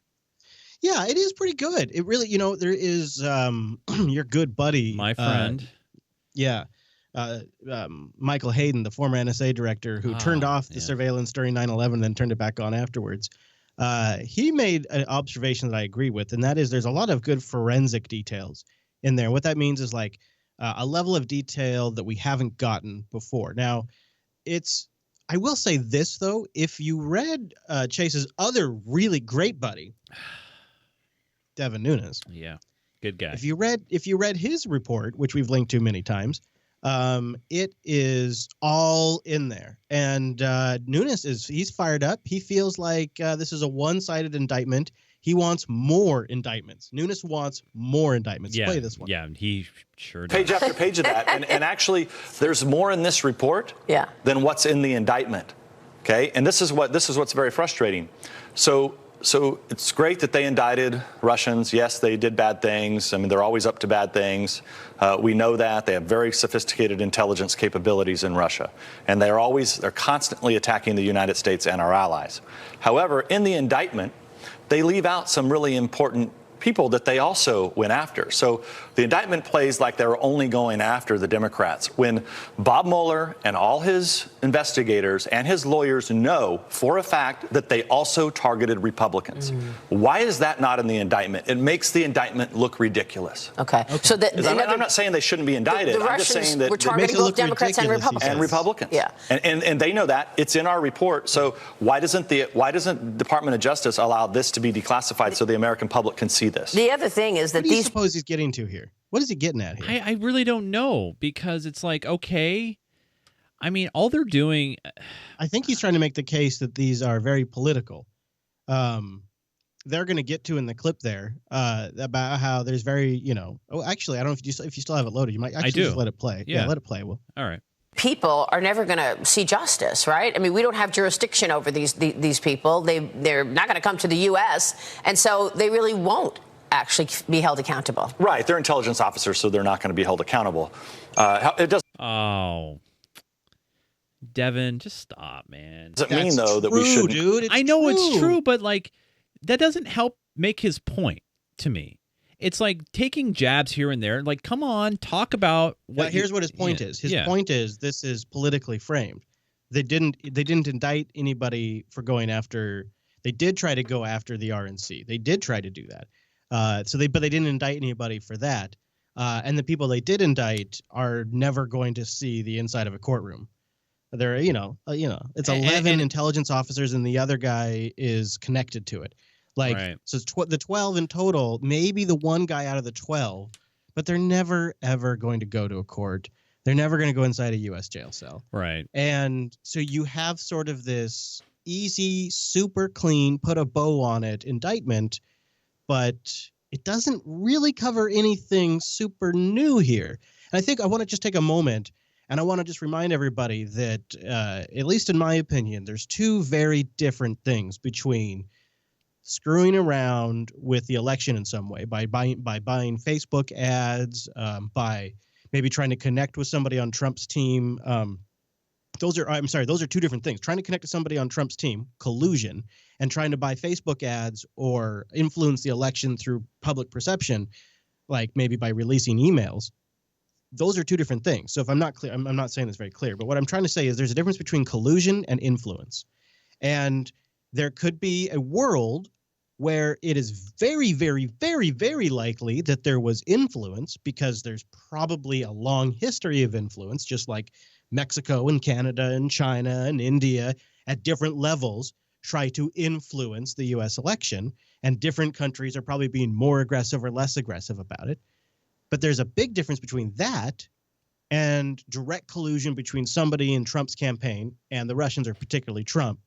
And I think this indictment right now is sort of being used to confuse those two things. People are kind of talking about those two things as if they're one thing, as if the Russia hacking is all one inclusive thing.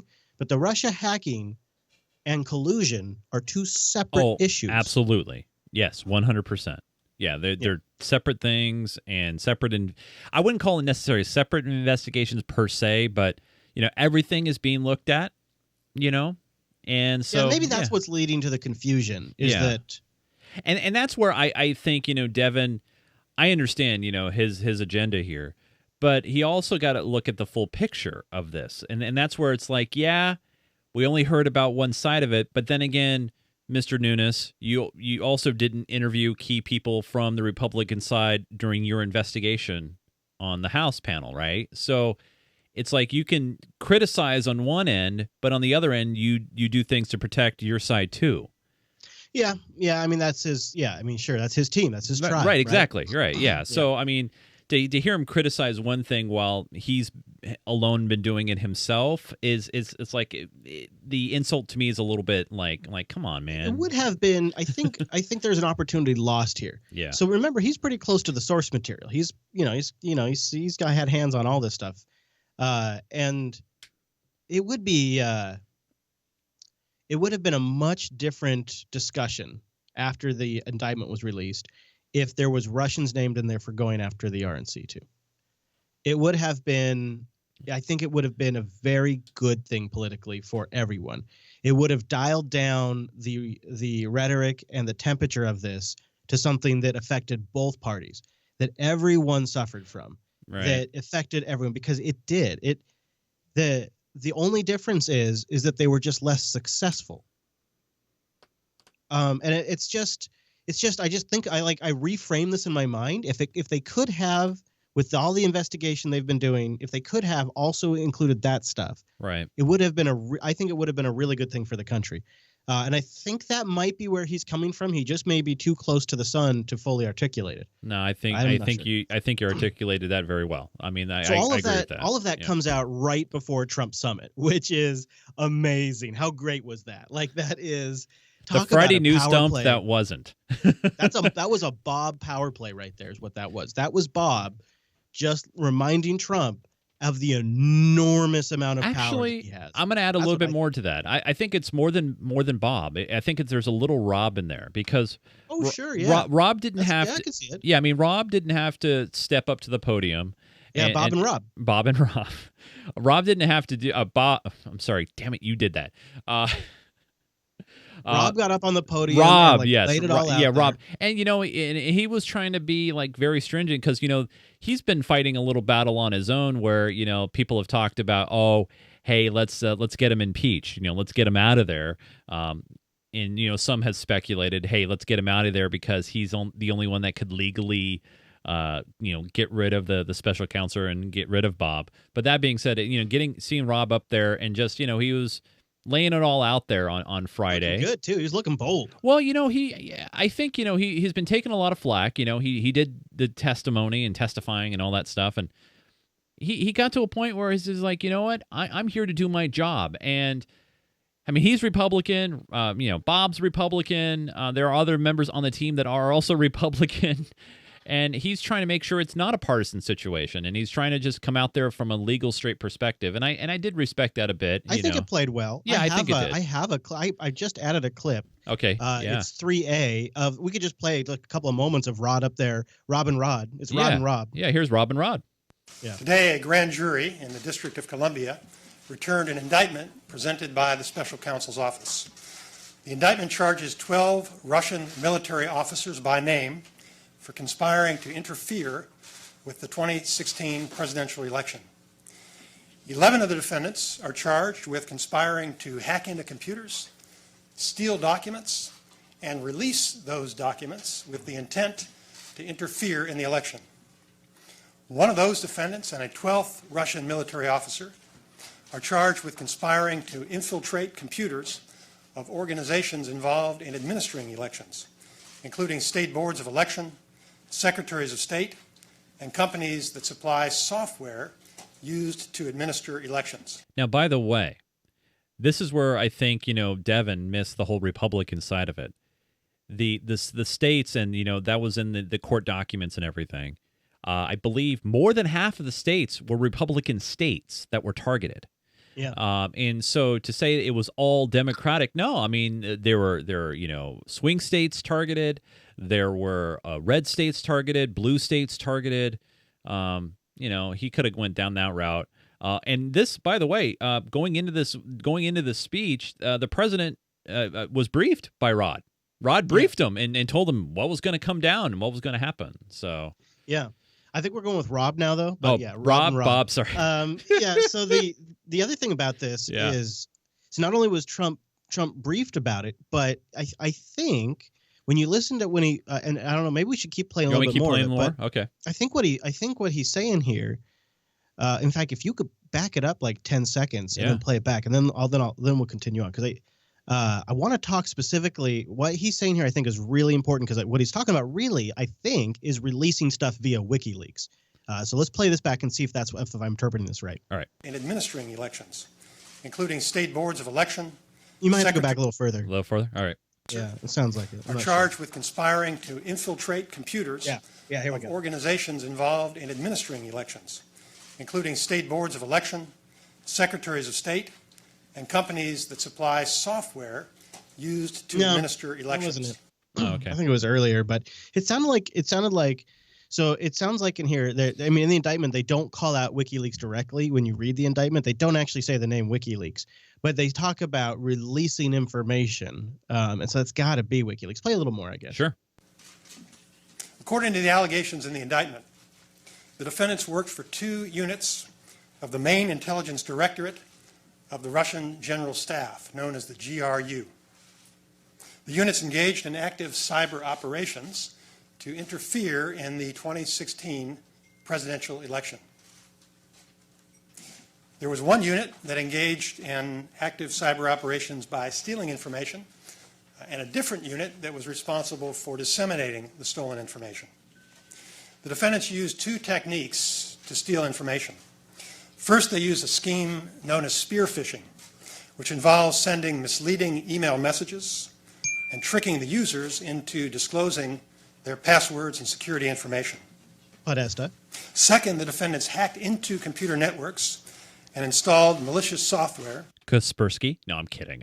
We don't know. They call it X Agent, which is very generic. Yeah. That allowed them to spy on users and capture keystrokes, take screenshots, and exfiltrate or remove data from those computers. The defendants accessed email accounts of volunteers and employees of a U.S. presidential campaign, including the campaign chairman, starting in March of 2016. They also hacked into the computer networks of a congressional campaign committee and a national political committee. The defendants covertly monitored the computers, implanted hundreds of files containing malicious computer code, and stole emails and other documents.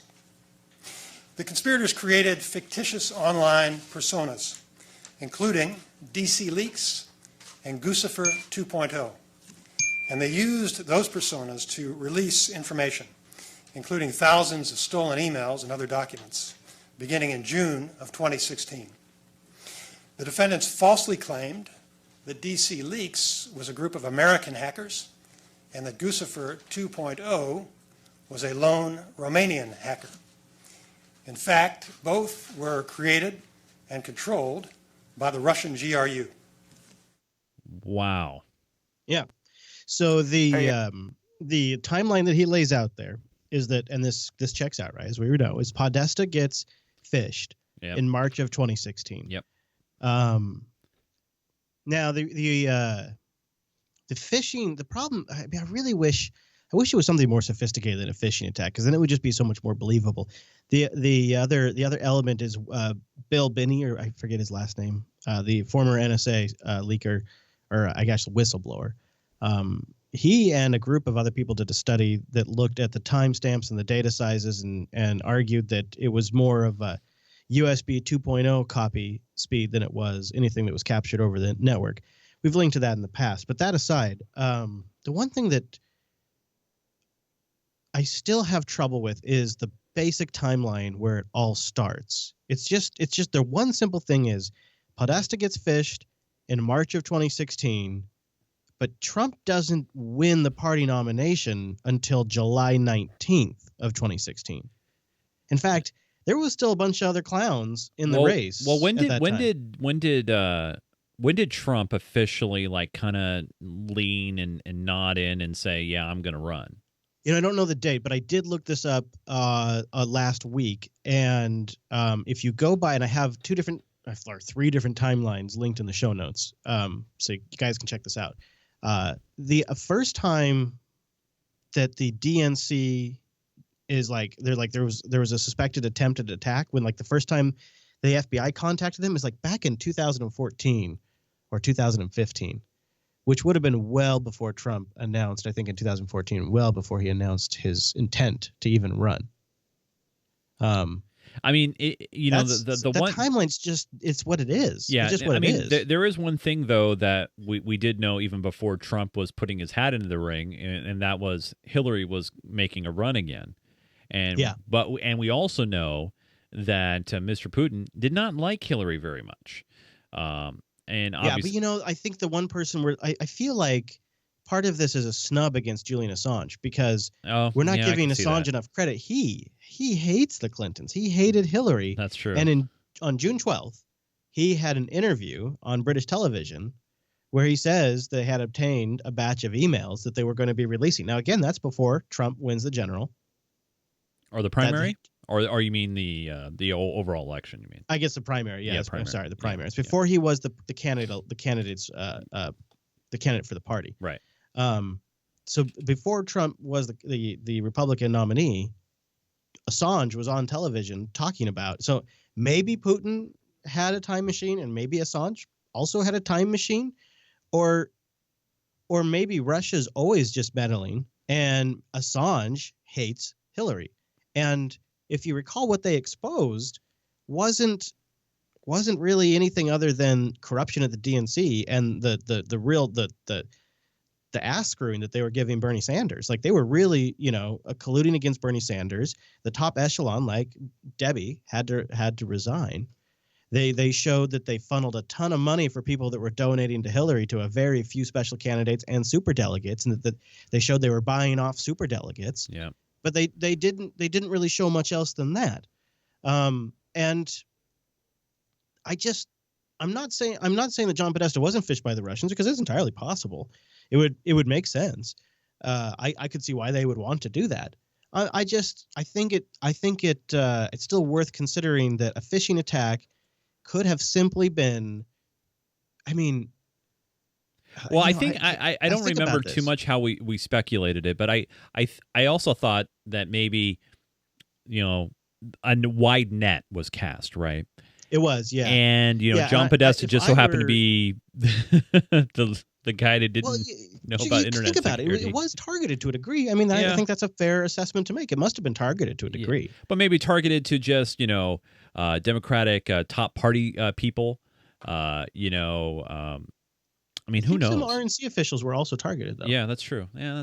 So it could have been. There was some hacking, if you would call it hacking or not, but there's some compromised RNC stuff as well.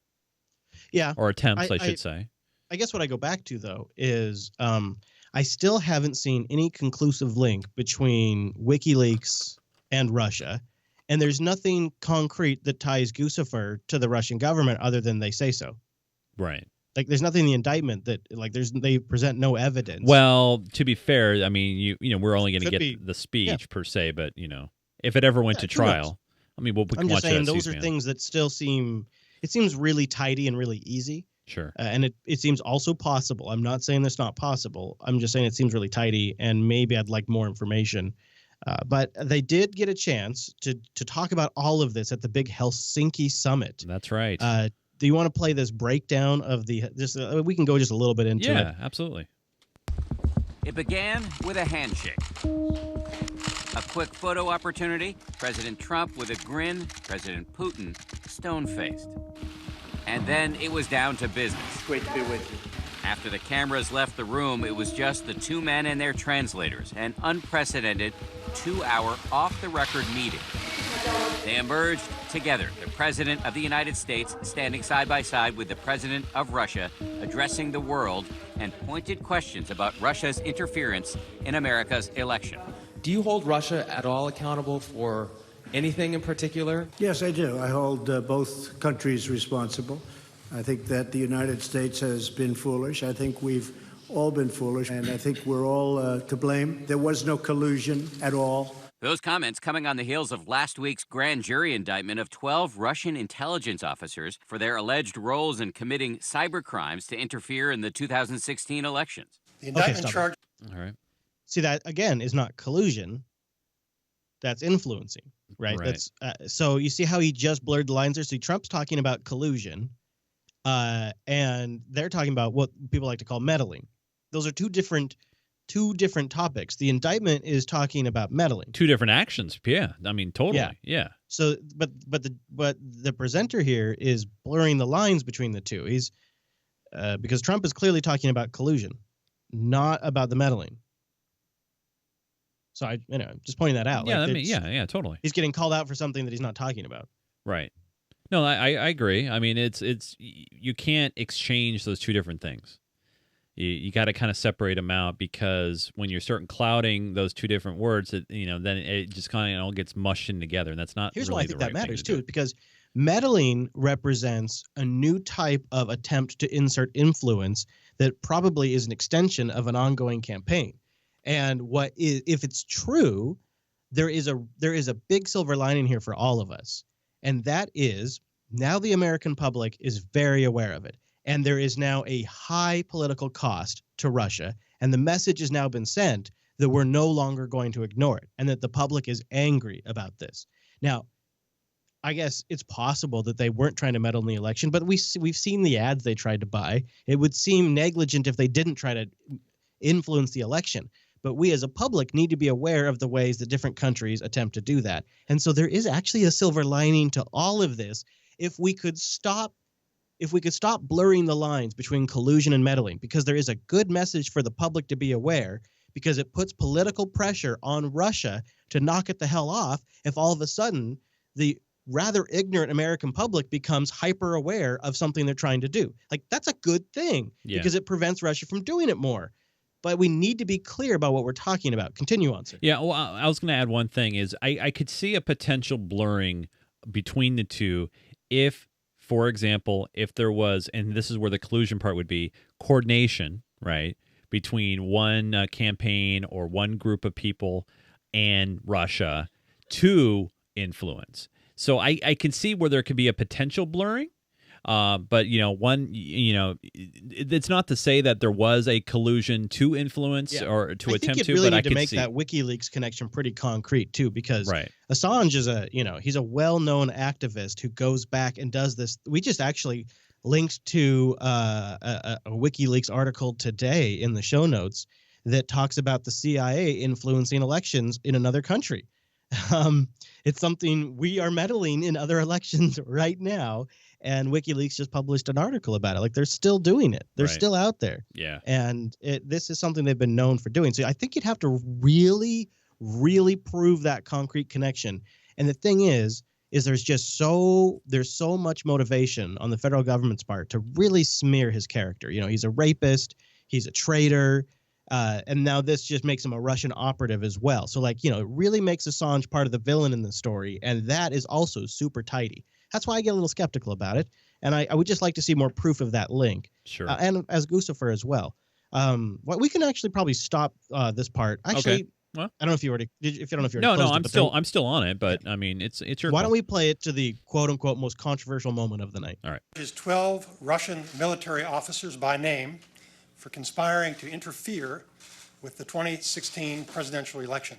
Today, Putin offering his own response to questions of meddling. Назовите мне хотя бы один факт, который говорит о каком-то сговоре. All right, so he said there, can you name a single fact that proves collusion? This is utter nonsense. And then this offer. He says he would allow Russian authorities to question the 12 indicted officers with Mueller's team present. We can allow them into the country.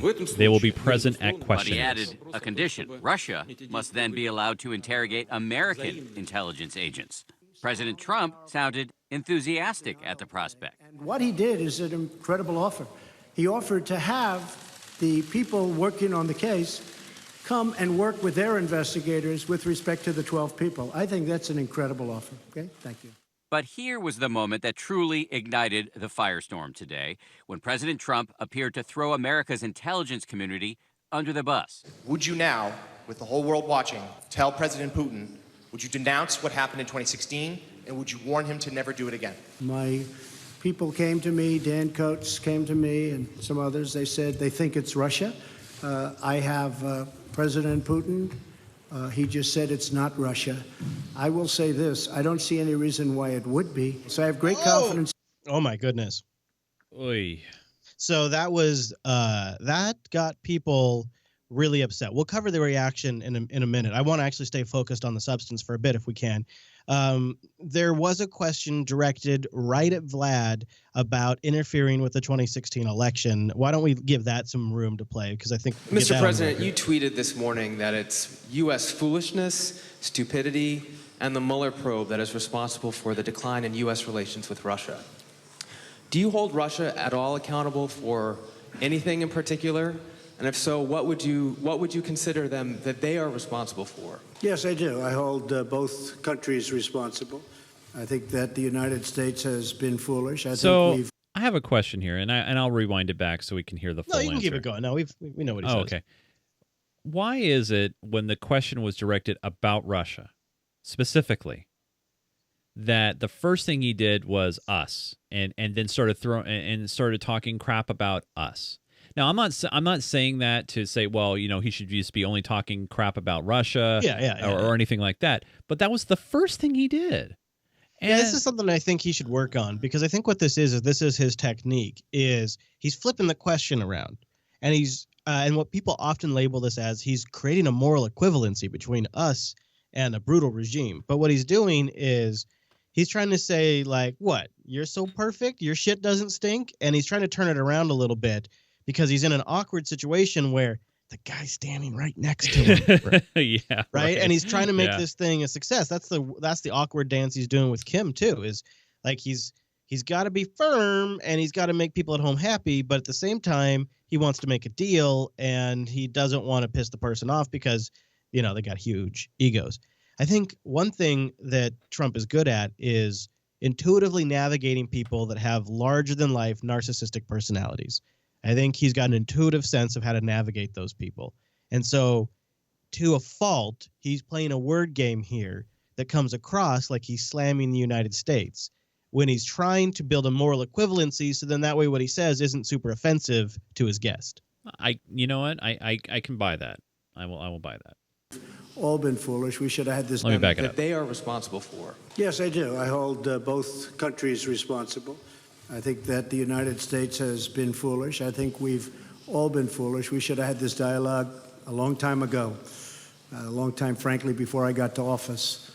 And I think we're all to blame. I think that the United States now has stepped forward along with Russia, and we're getting together, and we have a chance to do some great things, whether it's nuclear proliferation in terms of stopping, because we have to do it. Ultimately, that's probably the most important thing that we can be working on. But I do feel that we have both made some mistakes. I think that the probe is a disaster for our country. I think it's kept us apart. It's kept us separated. There was no collusion at all. All right, stop. Everybody knows. What I would say, if I were Trump, the way I would answer this is, within reason of how he answers things, is where I might go here is, we've all made mistakes. I think this probe and the rhetoric around this political situation has greatly damaged a nation, or our relationship with Russia. But at the same time, the way they handled the situation in Crimea has been badly received by the world, and that's made our relationship more strenuous. You could say something. It felt like he didn't want to say anything bad about Russia. Yeah, and that's the general impression, because I watched most of this press conference, and there were times where it's like, defend us, like we're not all crap here, and I watch this and I go, in a way though, he's not wrong about anything he's saying. Like, he's not saying anything technically wrong. Like, them working together is something that should have happened a long time ago. There were mistakes made on both sides, and working together to get less nukes in the world is a really good thing, not just for the U.S., but it's a really good thing for Russia too. And that's all true. Let's play a little more. Yeah. People are being brought out to the fore. So far that I know, virtually none of it related to the campaign. And they're going to have to try really hard to find somebody that did relate to the campaign. That was a clean campaign. I beat Hillary Clinton easily, and frankly, we beat her. And I'm not even saying from the standpoint, we won that race. And it's a shame that there can even be a little bit of a cloud over it. People know that, people understand it, but the main thing, and we discussed this also, is zero collusion. And it has had a negative impact upon the What does that mean? We discussed this. Oh yeah, in zero collusion.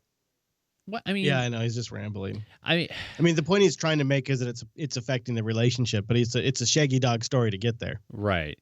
Which by the way, the relationship hasn't been good since what? 19. If I have to add 19 in front of it, it's been a while. Do you want to bail on this one? Because Yeah. there's others we can get to. Yeah, that's fine. This is the one I think I want to talk to you about.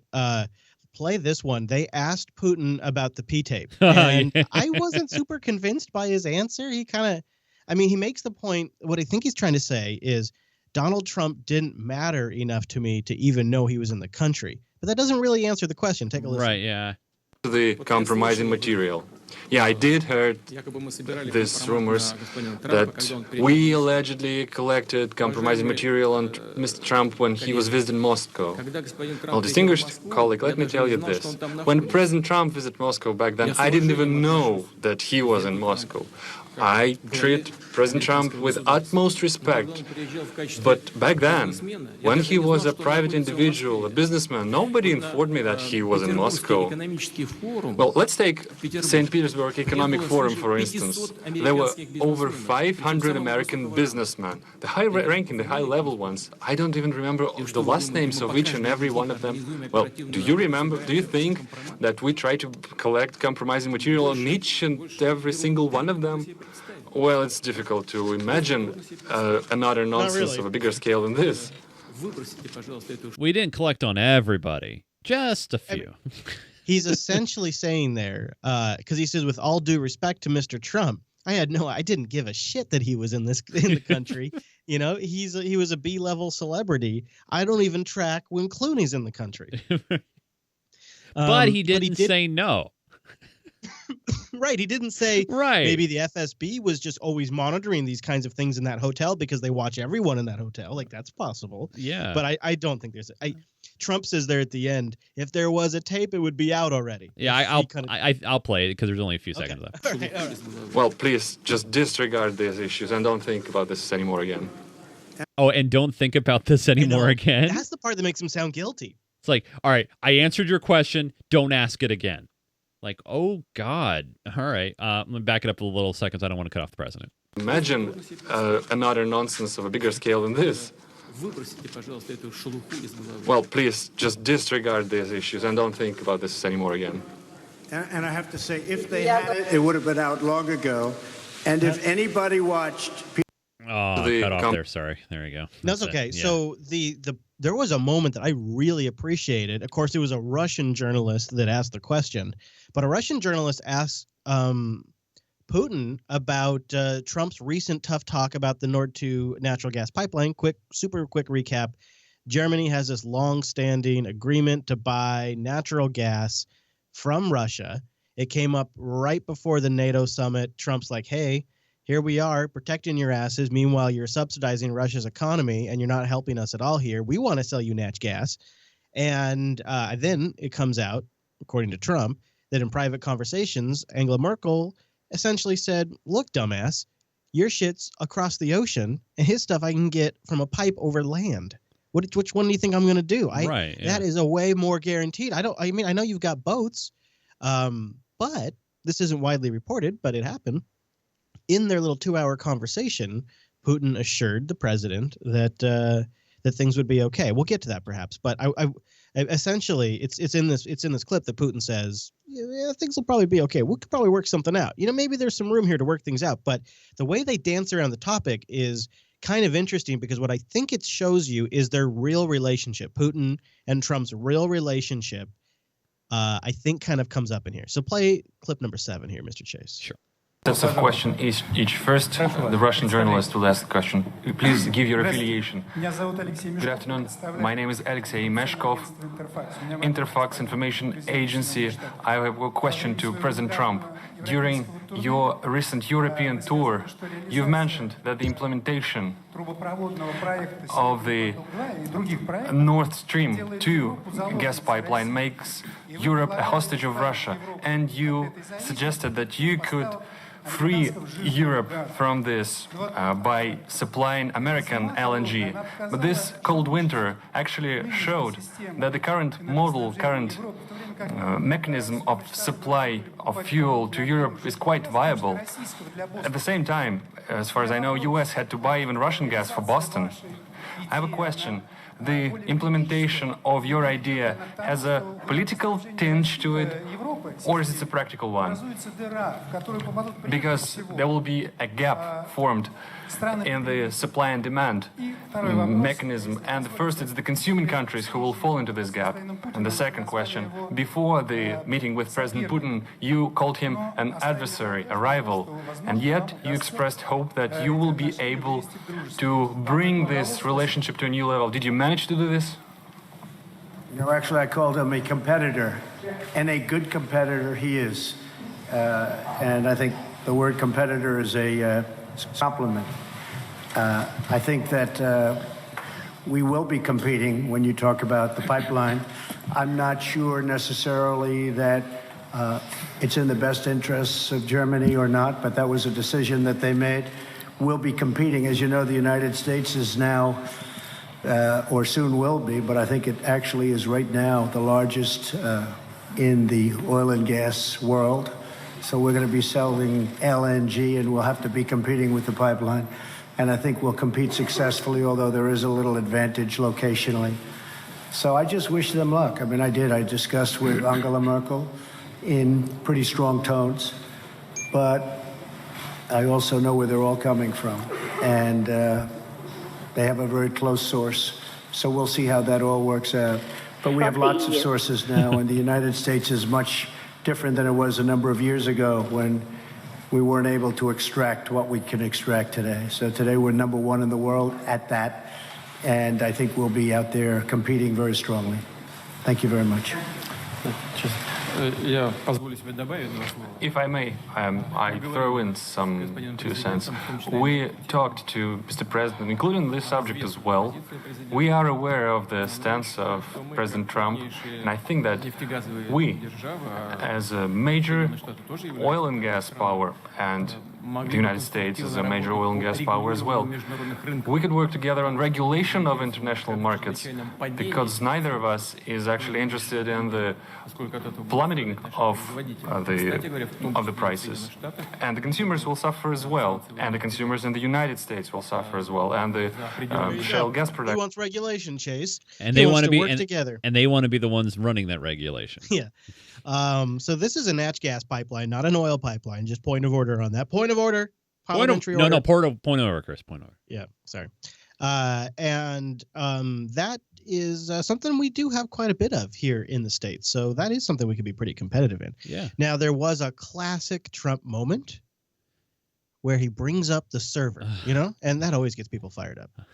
The first question for you, sir, is who do you believe? My second question is, would you now, with the whole world watching, tell President Putin, would you denounce what happened in 2016, and would you warn him to never do it again? So let me just say that we have two thoughts. You have groups that are wondering why the FBI never took the server. Haven't they taken the server? Why was the FBI told to leave the office of the Democratic National Committee? I've been wondering that. I've been asking that for months and months, and I've been tweeting it out and calling it out on social media. Where is the server? I want to know where is the server? Where's the box? And what is the server So I got a question. Yeah. I'll put this out on unfilter.show/contact. Maybe you can let us know. I got a link in the show notes that says that the DNC server was actually 140 cloud servers, and that they got an image, but they, obviously weren't going to extract the actual physical server, and that the FBI didn't get that image, but that the cyber firm that they hired, I forgot, Cloudflare, actually not Cloudflare, I can't remember, CrowdStrike, I can't remember who they hired anymore. It's one of the well-known ones. They analyzed the image and then handed the results over to the FBI. So it's kind of nuanced. Trump, as he often does, sort of simplifies things like the NATO folks aren't paying their fair share into NATO, which really means they're not spending enough on their own military budget. They're not spending 2% of their military budget, of their budget on military. Right. That's what they're not paying their fair share into NATO actually means in Trump speak. So he does sometimes simplify things to sort of brand it, to sort of memify it a little bit. I think it's a very successful technique. And so when he says the server, this article that I have linked in the show notes claims it's 140 boxes. I don't know if that's true or not. I haven't seen a lot of backup data for that because I've also heard other stories, including multiple iterations of where Hillary servers lived over the years. So if you know or have any source material, unfilter.show/contact, I'd like to see that. You want to shift gears to reaction? See the reaction was it's the strongest I've ever seen it to anything Trump's done. I think it was. And it was bipartisan too. I mean, it was. Yeah. I do love that whenever any Republicans criticize Trump, that's always the lead talking point is bipartisan criticism. Bipartisan, yeah. But when it's John McCain and Lindsey Graham and, it was bipartisan. Yeah, I mean, it was, though. But, really, I thought your good buddy. Oh, my gosh, it's Anderson Cooper, everybody. I thought he had a pretty substantive take on it. Why don't you play his You have been watching perhaps one of the most disgraceful performances by an American president at a summit in front of a Russian leader, certainly that I've ever seen. An extraordinary press conference. I'm back with CNN Global Affairs analyst Susan Glasser. What's so extraordinary is really the thing that they're all taking an issue with is that Trump kind of implied he didn't agree with the intelligence agency assessments and the indictment. Let's go to Tapper. Tapper, I thought, also had a very strong, palatable reaction. CNN was losing it. So what's your bottom line takeaway from what we saw today? The bottom line takeaway is, according to Democrats and Republicans, intelligence agencies, every leader of the intelligence agencies, senators, the House, the Senate Intelligence Committee, the House Intelligence Committee, Russia launched cyber attacks against the United States to interfere in the election. They did that to the people of the United States.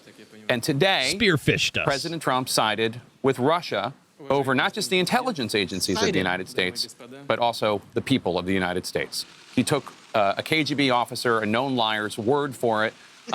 Why he did so, if it had to do with his desire to not be seen as illegitimate because of the fact that Russia interfered, I don't know. I can't really get into that. I'm not a doctor, but I can tell you. All right. Okay. Now leave that to Sanjay Gupta. Okay. Oh my God, how good are this? Like, I'm not a doctor. Okay, that's great. Yeah. Okay. So I thought that was pretty strong. It's a pretty strong reaction. I also liked ABC's take on it. They do a roundup of some of that bipartisan criticism you mentioned. Yeah. The reaction, as you've seen back home, was immediate today, and not just from Democrats.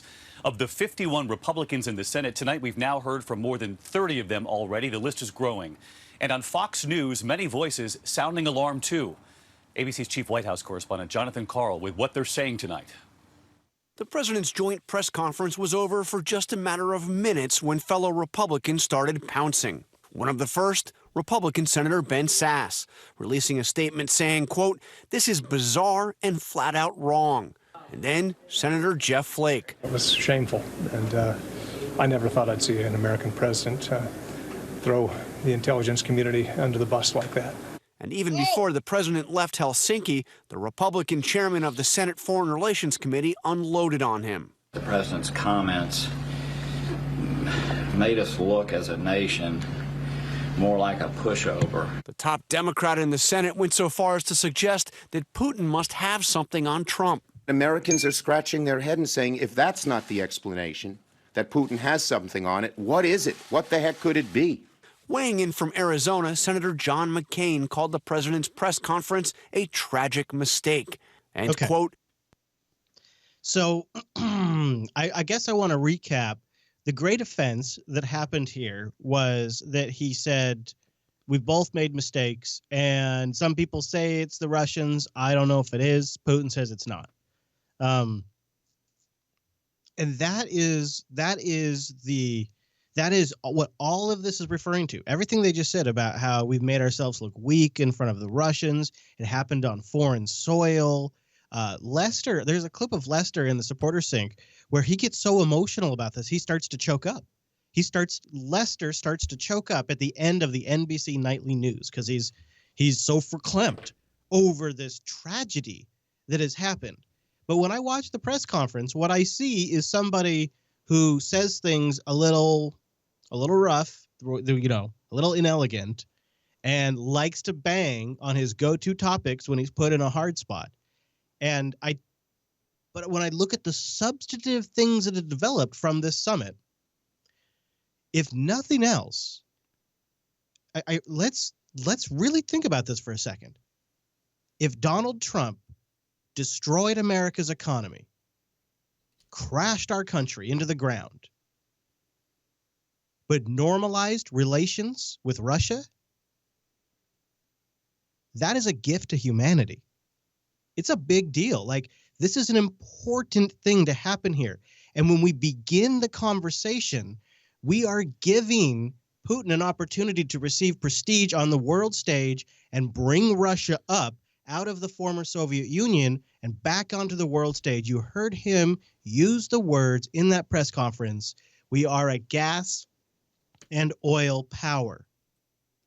That's what all of this is about. It's about Russia coming back onto the world stage as an economic player, as a competitor. They're a bigger competitor than they were 5 years ago even, especially now in nat gas and oil, now that we're fracking like sons of bitches. I would be okay with all of that, as long as, I mean, to do it under the guise right now of the investigation, right? And, with everything that I know, and your good buddy, Mr. Comey, and his firing, which prompted, the whole investigation in the first place, is you would think that the president, if he had this vision and he was going down that road and saying, hey, let's try to bring Russia back into the mix, that he would not be so adversarial against the investigation, right? Here's the thing, and this is why I'm starting to feel kind of good about this, is because the original calculation I made all the way back on the week of Comey's firing still adds up. And I think it's indicative of a consistent cold calculation. If you remember our conversation at the time, you're like, why would Trump do something so politically disastrous like this? And my response was, he's either a maniac or he really, truly, deeply, profoundly believes there was no collusion and is taking the best action he thinks he should, regardless of the political fallout, because he knows in the long term he's likely to be found innocent and he needs to take the actions he needs to take. And it's, we didn't know at the time. But I go back to this. He has a moment to reach out with Russia and North Korea, and he has seized on both of those, regardless of the unbelievable political heat he takes for it. The lead up with all the little Rocket Man blowback and Twitter diplomacy and how he should have his Twitter account taken away. And then he's going to get rolled by Kim. He's going to do something stupid. And then he leaves the summit and he made a big commitment to end the war games. What was he thinking? It's every single step of the way, it's political heat. But when you step back and look at it, relations have simmered. They're not doing nuke tests. Things are progressing, although rough, they're progressing. When he starts this summit with Putin, it's giving Putin an opportunity to normalize relations. And the one thing you have to keep in mind is they're still 10 times smaller than the U.S. economy. They need us more than we need them. Right, but then you don't have a meeting in private with nothing on the record. I think you do. I think after all the leaks and all of the political backstabbing. But see, he's already under a level of suspicion, right? You're already, there's already a level of mistrust. Right. But I go back to my Comey answer. If he truly profoundly believes and perhaps even knows there was no level of collusion, then he is seizing on an opportunity here that he would be a fool to pass on, regardless of the political heat that he's taking for it in the immediate that's where term. I think, if he believed that, and if he, obviously he does, because he says it like almost every other sentence, no collusion, by the way. Really? Oh, no collusion? Yeah, no collusion, Chris. He's a little insistent, isn't he? Yeah. I mean, it's like, you don't have to pound it down, just he's insecure. He's obviously insecure about it. Right. And that's where it's like, either is he trying to say it so many times that if something does bad come down the pipe, through the investigation, that he can say, well, see, it's all rigged. It's all rigged. So I look at two things. Number one, there's some substantive improvements in the relationship now. There's a communications channel, and there's much more political heat now if Russia does things to influence the 2018 election. Trump doing this now makes that a much riskier political calculation for Russia if they want to take active interference. Because this whole summit thing starts to fall apart if he does. So Trump doing this now is timing for the election good. It's a good thing. Also, when two nations, the ones that hold all of our nukes, are talking, that is a good thing. Like, both those things are good. And if you want to argue that we shouldn't be having a conversation with somebody who murders journalists, then we should probably also be having a conversation about our relationship with Saudi Arabia and Qatar and all of those sons of bitches. Like, it's you can't just pick and choose which brutal dictators you're okay with us having a super deep, passionate, loving relationship with, and which ones you're going to draw your arbitrary moral line on. Like, they're all bad guys, and we're pretty bad too. I don't know if you've met our CIA and our drone program, but we're kinds of sons of bitches too. We seem to be murdering people all over the world with ships in the sky. Oh yeah, no, and we've definitely bashed how Obama used those drone programs ad nauseum. I mean, yeah, no, I'm not denying that we've not been the angels that we perceive ourselves to be at times. No, I get that. But I feel like I've been really consistent with this point on Russia since Obama. In fact, if you're up for it, I have a clip that I'd like you to play, number 5, just to remind us how when this happened under the Obama administration, this was a really good thing. Yesterday, in anticipation of this important meeting and our time here together, I wanted to present you with a little gift which represents what President Obama and Vice President Biden and I have been saying, and that is, we want to reset our relationship. And let's do it together. So we will do it together, okay? Thank you very much. You are very welcome. We worked hard to get the right Russian word. Do you think we got it? You get it wrong. I got it wrong. It should be перезагрузка. And this says перегрузка, which means overcharged. Okay. Well, we won't let you do that to us. I promise. Yeah. So, okay. Now, the other thing that has struck me about this is, okay, well, it's okay that he's talking to Putin, but he needs to be talking really tough. Like, take this opportunity to, like, rub his face in the shit that's on the carpet. But I want to go back in time one more time to Obama talking about how you can't just sit there and give Putin a hard time and harass him into complying.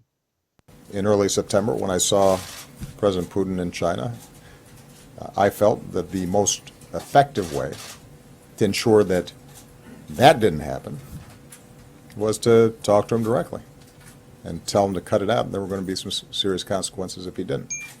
And I had to have the same conversation with with President Xi, and what we've seen is some evidence that they have reduced, but not completely eliminated, these activities. The Russians can't change us or significantly weaken us. They are a smaller country, they are a weaker country, their economy doesn't produce anything that anybody wants to buy except oil and gas and arms. Unless the American people genuinely think that the professionals in the CIA, the FBI, our entire intelligence infrastructure, many of whom, by the way, served in previous administrations and who are Republicans, are less trustworthy than the Russians, then people should pay attention to what our intelligence agencies say. He talks so slow, Chase. He talks now. To he be talks so to be slow. fair, at least he's trying to obviously quantify his remarks. Yeah. Yeah. Oh, sure. It's a It's just comparison. It's a comparison so for sure. slow. I don't know. Would you slow. would you rather have no. slow or just all over the map? I don't know. I think actually there's a good percentage of people that prefer Trump because they feel like they can read him more clearly than they can read somebody like Obama, who's really calculating every word. Now, and some people I think are more comforted by that than the smooth talker. I I'm not agree saying with either you way. there. I mean, when you're a politician, you probably should be a smooth talker. Otherwise, you freak. I'm inclined everybody to agree. out. Sorry. All right. So there was a pretty good debate between Glenn Greenwald, your good buddy, and I think the guy's name's John, and he is an author about trying to keep Trump's finger off the nuke button, about the big problem of nukes. And he managed to put, he being Glenn, managed to put a lot of my thoughts into words like he usually does. This is clip number 7. It's kind of a long one, but I'd like to play it because it's, I think it's worth listening to, especially if you're really worked up this week. Is so unbelievably unhinged. The idea that the phishing links sent to John Podesta and the Democratic National Committee are the greatest threat to American democracy in decades. People are now talking about it as though it's on par with 9/11 or Pearl Harbor, that the lights are blinking red in terms of the threat level. This is lunacy, this kind of talk. I spent years reading through the most top secret documents of the NSA, and I can tell you that not only do they send phishing links to Russian agencies of every type continuously on a daily basis, but do far more aggressive interference in the cybersecurity of every single country than Russia is accused of having done during the 2016 election. To characterize this as some kind of grave existential threat to American democracy is exactly the kind of rhetoric that we heard throughout the Bush-Cheney administration about what al-Qaeda was like. And I would just remind everybody as well that if you look at the United States' Russia policy during the administration of Barack Obama, look at what he did and said. In 2012, he mocked the idea spread by Mitt Romney that Russia was our greatest existential foe. Yes, that was before Crimea, but it was after Georgia. It was after they were accused of murdering dissidents and imprisoning journalists. He mocked that idea and said we have all kinds of reasons to try and get along with Russia. Even after 2016, after Crimea, after he was told that the Russians interfered in the U.S. election, he didn't talk about it as 9/11 or treat it like 9/11. He expelled a few Russian diplomats and urged everybody to keep it in perspective and said that Russia is the 7th or 8th largest economy in the world, behind even Italy, and not a grave threat to the United States. This kind of talk, this kind of climate, it's amazing. Joe's work is something I vehemently support, which is eliminating the threat of nuclear weapons. Yes, it'd be great if we had better leaders, but the leaders of the countries that have 90% of the nuclear stockpile happen to be Donald Trump and Vladimir Putin. That's not going to change. So the question is not, do we wish we had better leaders? The question is, do we want these two countries trying to talk and resolve their differences peacefully, or do we want them isolating one another and feeling besieged and belligerent and attacked, which heightens all the tensions that Joe has devoted his career to combating? And I think it's much better to have the kind of dialogue that Barack Obama advocated with Russia than the kind of belligerence that Democrats now demand of our government. I think it's a really, really great point. And it's what's amazing is that he's a Democrat progressive, and he's using the arguments of one of the most beloved Democrats, Obama. It's a strong argument because it's their own argument.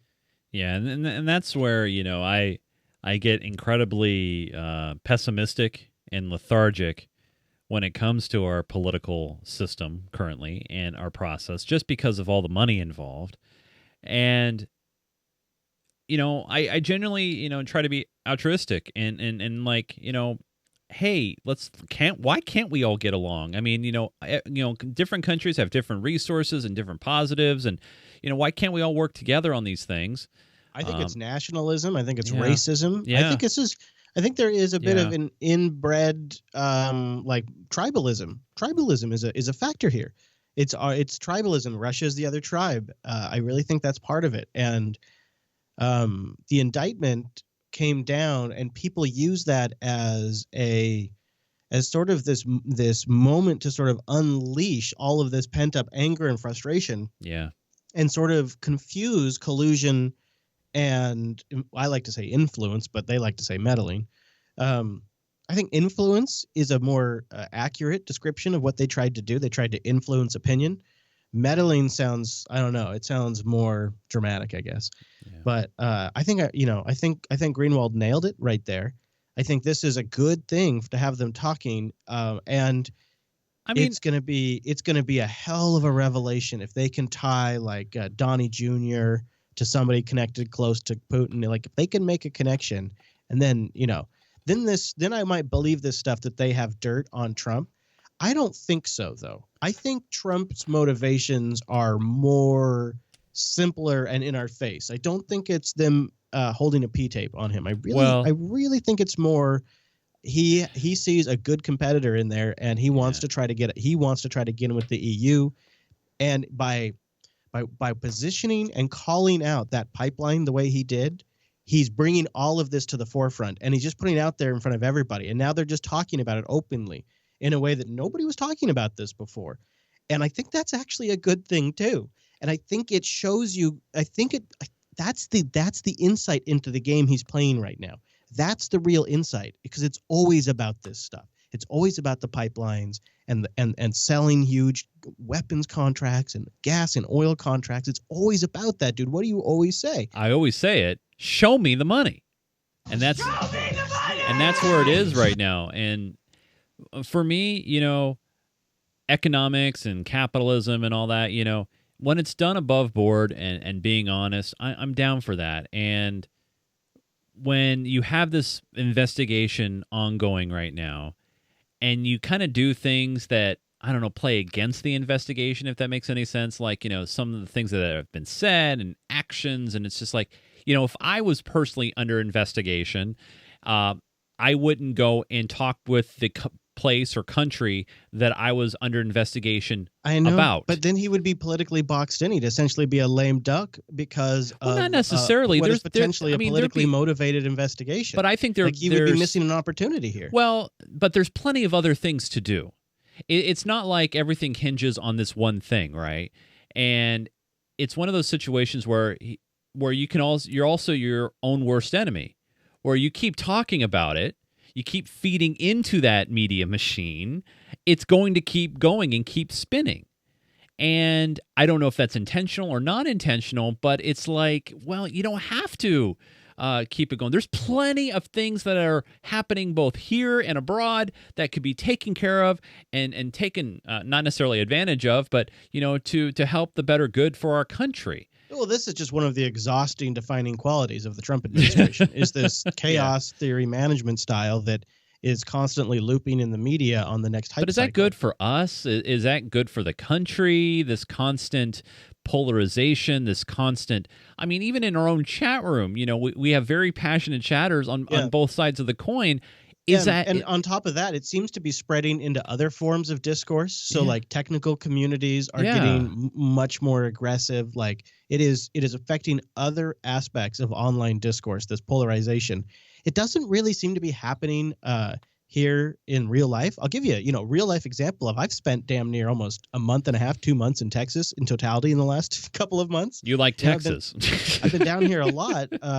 Thankfully, Linux Academy has paid for my stay, and Hadiya and Angela have made it possible for me to travel, and I've been really fortunate.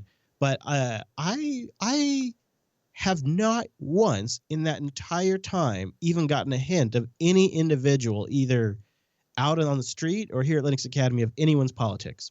I haven't seen any Trump hats. I have not in real life. Now, what city? This you in? polarized situation doesn't exist. I've been spending time in Austin, Dallas, and Fort Worth. So isn't Austin more? Yeah, liberal. Yeah, it's more liberal. Yeah. Part of the conservative area of Texas. I mean, I right? saw naked people on bikes. Yeah. I saw, all kinds of Wait, crazy that's stuff. Seattle. But I never had any kind of inflammatory, hostile, hyper-aggressive, tribalized argument or even just in-my-face politics like I see on Twitter. I load up Twitter these days, and I sometimes just give up for the day because it's random, uninformed, extreme political opinion. After you see this with people tweeting you all the time, people wouldn't shout that. Like if people say you looked like Devin Nunes, you might have a couple of hecklers, but you wouldn't have this issue until just recently. Now it's just started to bubble over into real life, and now you're starting to see it come into real life. Like the internet discourse is starting to impact real life. And it's not happening a lot, but it's happening more and more. And so I can't really see a silver lining on this. Sometimes when we get pushed to extremes, we swing the other way. Maybe you'll start seeing people talk about taking digital diets or, social media, canceling their social media accounts. You might start seeing more of that. But I don't know. And I hope, that our viewers and our listeners, know that, I mean, at the end of the day, I believe we're all human. We all have our thoughts and our insights and our beliefs and things that are going on. Obviously, we're on the outside looking in on this. And, we have received some pretty enlightening emails from our viewers and listeners who are on inside tracks, if you will. And, I don't want to talk and divulge them who they are. But it's one of those things where at the end of the day, we're doing the best that we can. And hopefully, we don't go to World War III. I don't want a war. I don't think anybody does. We all want to live well, and happy and get along with each other, and hopefully at some point we'll be able to kind of breathe a bit again. But I feel like Amen, brother. Yeah. In the exactly. meantime, people be good and just hang out. If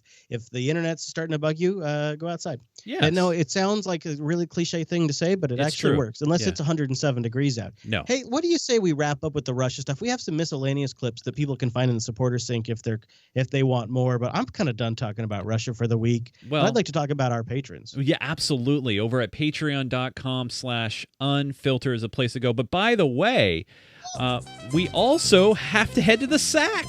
Oh, hey, let me give a shout out to 5 new patrons this week. Xerox, Shane, Shagadility, Michael, and Xylite. You guys are our new patrons this week. Thank you. Oh, thank you guys. And by the way, we hit an incredible plateau this week. As of today, we hit 600 patrons.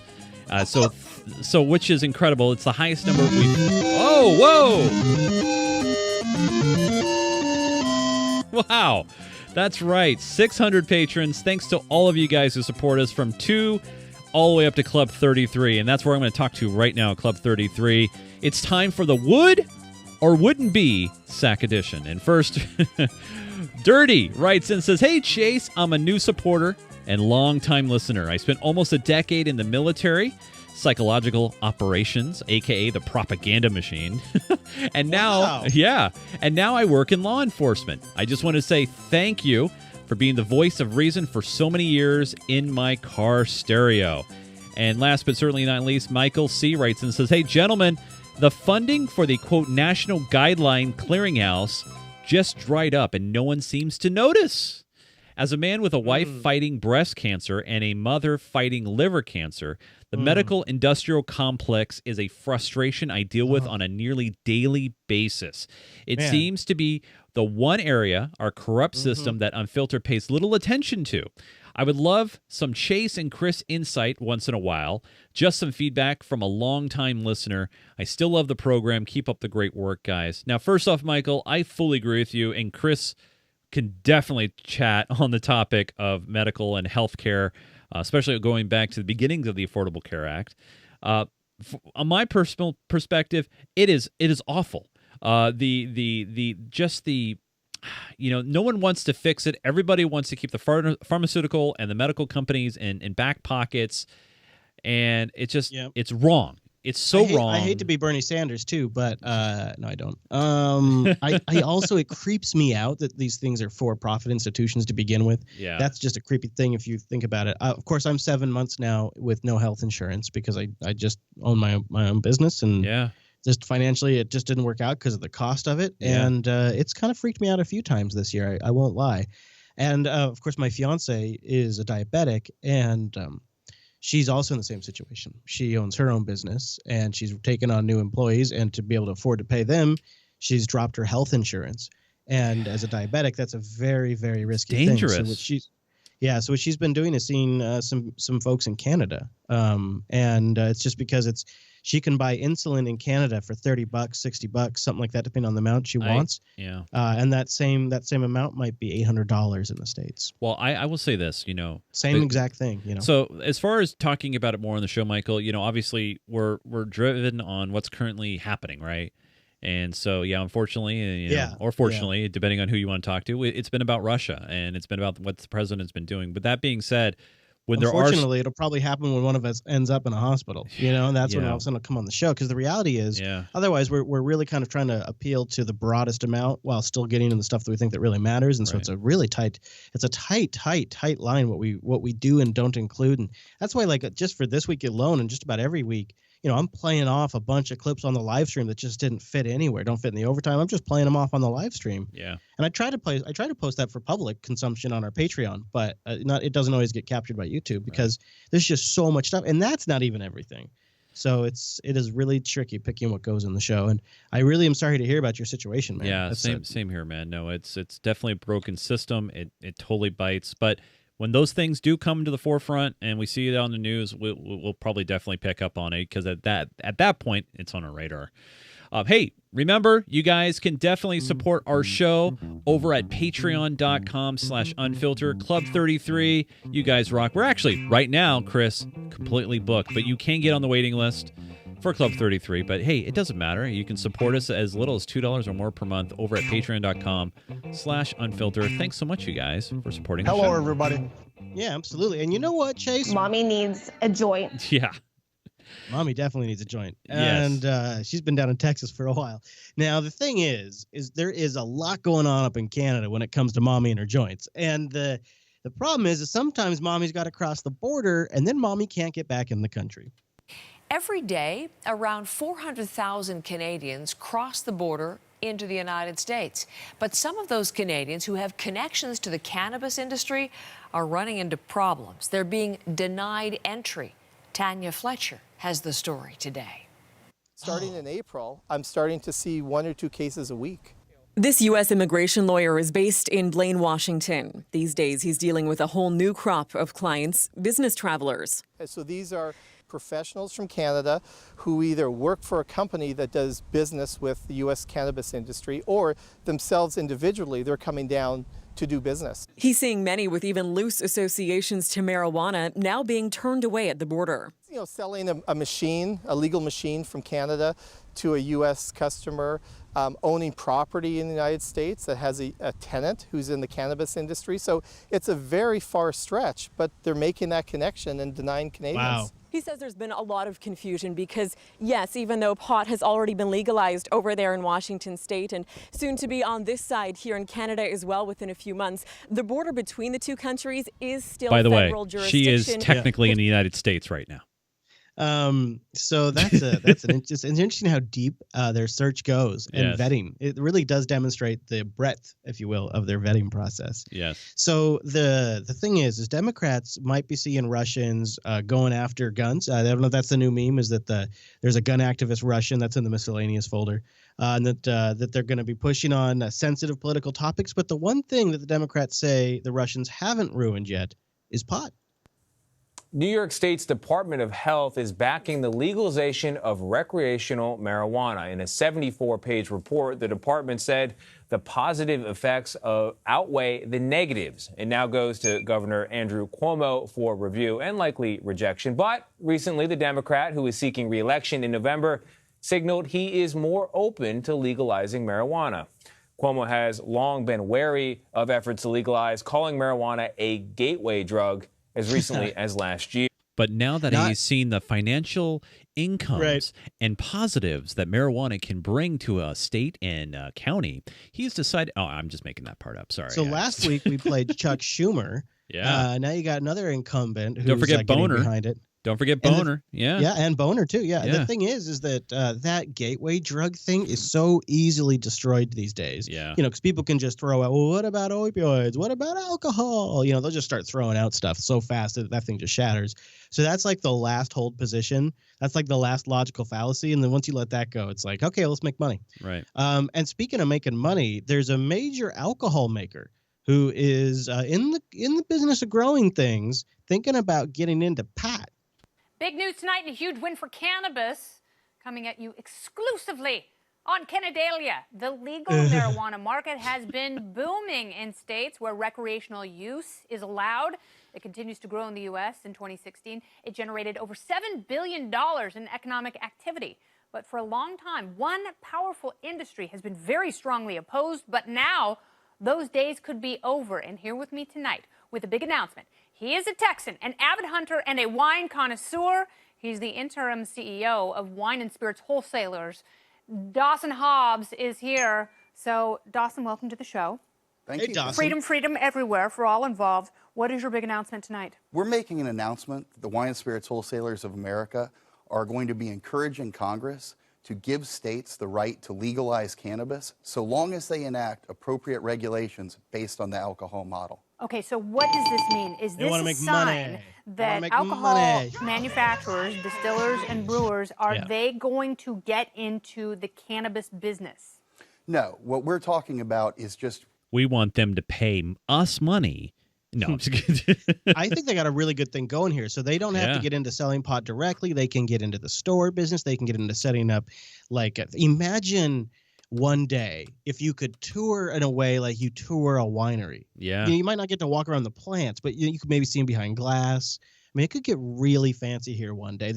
In Seattle, there's a couple of experimental, super high-end Microsoft, billionaire-backed pot shops that are like luxury brand, like your pot comes in a wood box and it's been stamped with their custom stamp, and they have different pedigrees, and it's like the super fancy experience. So that way, if you have a family member who's a millionaire and you want to give them the first best pot experience of their life, you get them the super swanky gift set from the super swanky pot shop.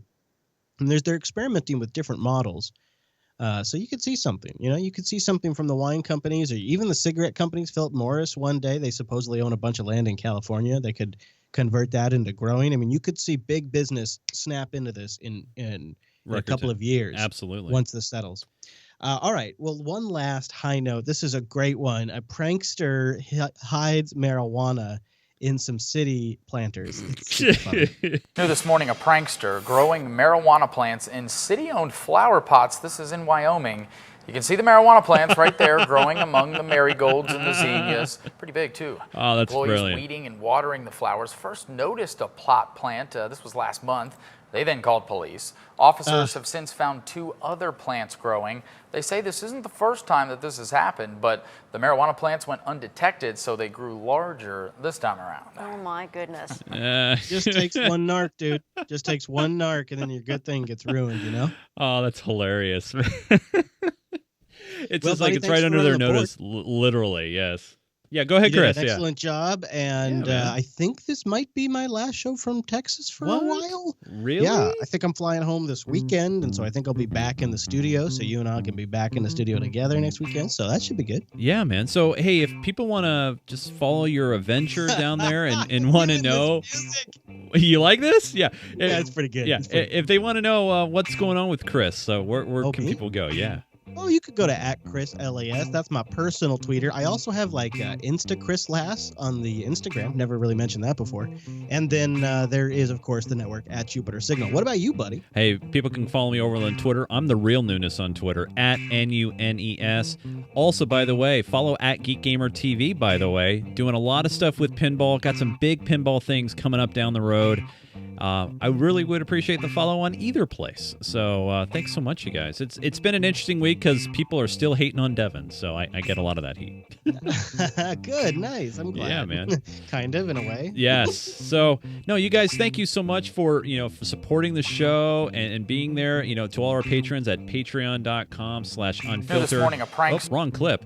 I was trying to play the right play out music. But man, Chris, it'll be nice to have you back in the saddle next week. That's for sure, buddy. Thanks, buddy. Thanks, everybody, for tuning in, too. And we will see you guys again next week.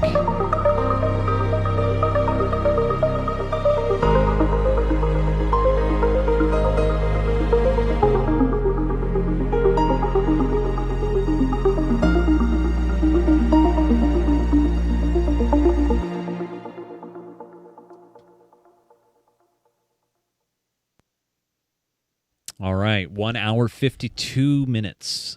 Oh, damn. And that's even after we skipped a segment, too. I know. All right, JB Titles, everybody. JB Titles. JB Titles. Yeah, it's almost 9 p.m. here. I told people I'd probably be back around 7. I blew that one. You know, what do I know? This time math's hard. Big Bear. Points of disorder. It's not bad. You see any you like? I haven't looked yet. I'm just trying to get the file uploaded here to you. Oh, good thinking. Reminds me, I should probably pause my Dropbox while I'm on a MiFi, smart guy. Oh, it's a good thing I didn't, though, because I did sync a clip to you earlier. So I guess it was actually a good thing I had it going. I forgot I was on a MiFi when I did that. Collusion versus meddling. What do you think of that? Ooh. Collusion versus influence? Yeah. I mean, meddling's the popular term, though. Point of order, point of Peter. Points of disorder. Points of disorder might be too in the weeds. Oh, I do like Bob's Dozen, too. I have been referring to it as Bob's Dozen. Could be Bob's Dozen Russians. What do you think of Bob's Dozen Russians? Was it 12 or 13? Because we could say it was 11 GRU and 1 military. Okay, so it's a straight dozen. Yeah. Yeah, I like the dozen one. I like that one. Should it be just Bob's Dozen or Bob's Dozen Russians? Bob's Dozen Russians, because we don't know. Bob may have another dozen coming up. You never know. Yeah, he might. He might. I hope we get more. After all this, I hope we do. I know it's a weird thing to say. But by the way, the episode is uploaded to the Roadshow folder 820 megs, I think. Oh, wow. Well, it's bigger than usual because of the double frame rate. Yeah. Awesome. So what did you say? Bob's Dozen or Bob's Dozen Russians? I can't remember. Bob's Dozen Russians. I would, yeah. I'm down with that. Point of order would be a nice alternative, but I don't think people get it. Yeah, it's probably not as good as Bob's Dozen. Yeah. Roger. Well, thank you, everybody, for coming. Yeah, thanks for everybody. Hopefully you guys like having the video back once again. By the way, if you guys subscribe, by the way, on iTunes, I know there are some iTunes peeps in this world. Don't forget to actually rate and write a review. I went over there and I took a look at the reviews, and most of them are very positive. But there's a couple in there. There's a couple in there that I'm just like, sure, hurts. Of course. Those trolls, I feel terrored against. So I'm just kidding. I bet there is. I bet that doesn't surprise me one little bit. Well, buddy, I guess we're calling it. Have a great evening, everybody. Chris, I'll see you next week, buddy. You too, man. All right. Thanks, you guys. Good night, everybody. See ya.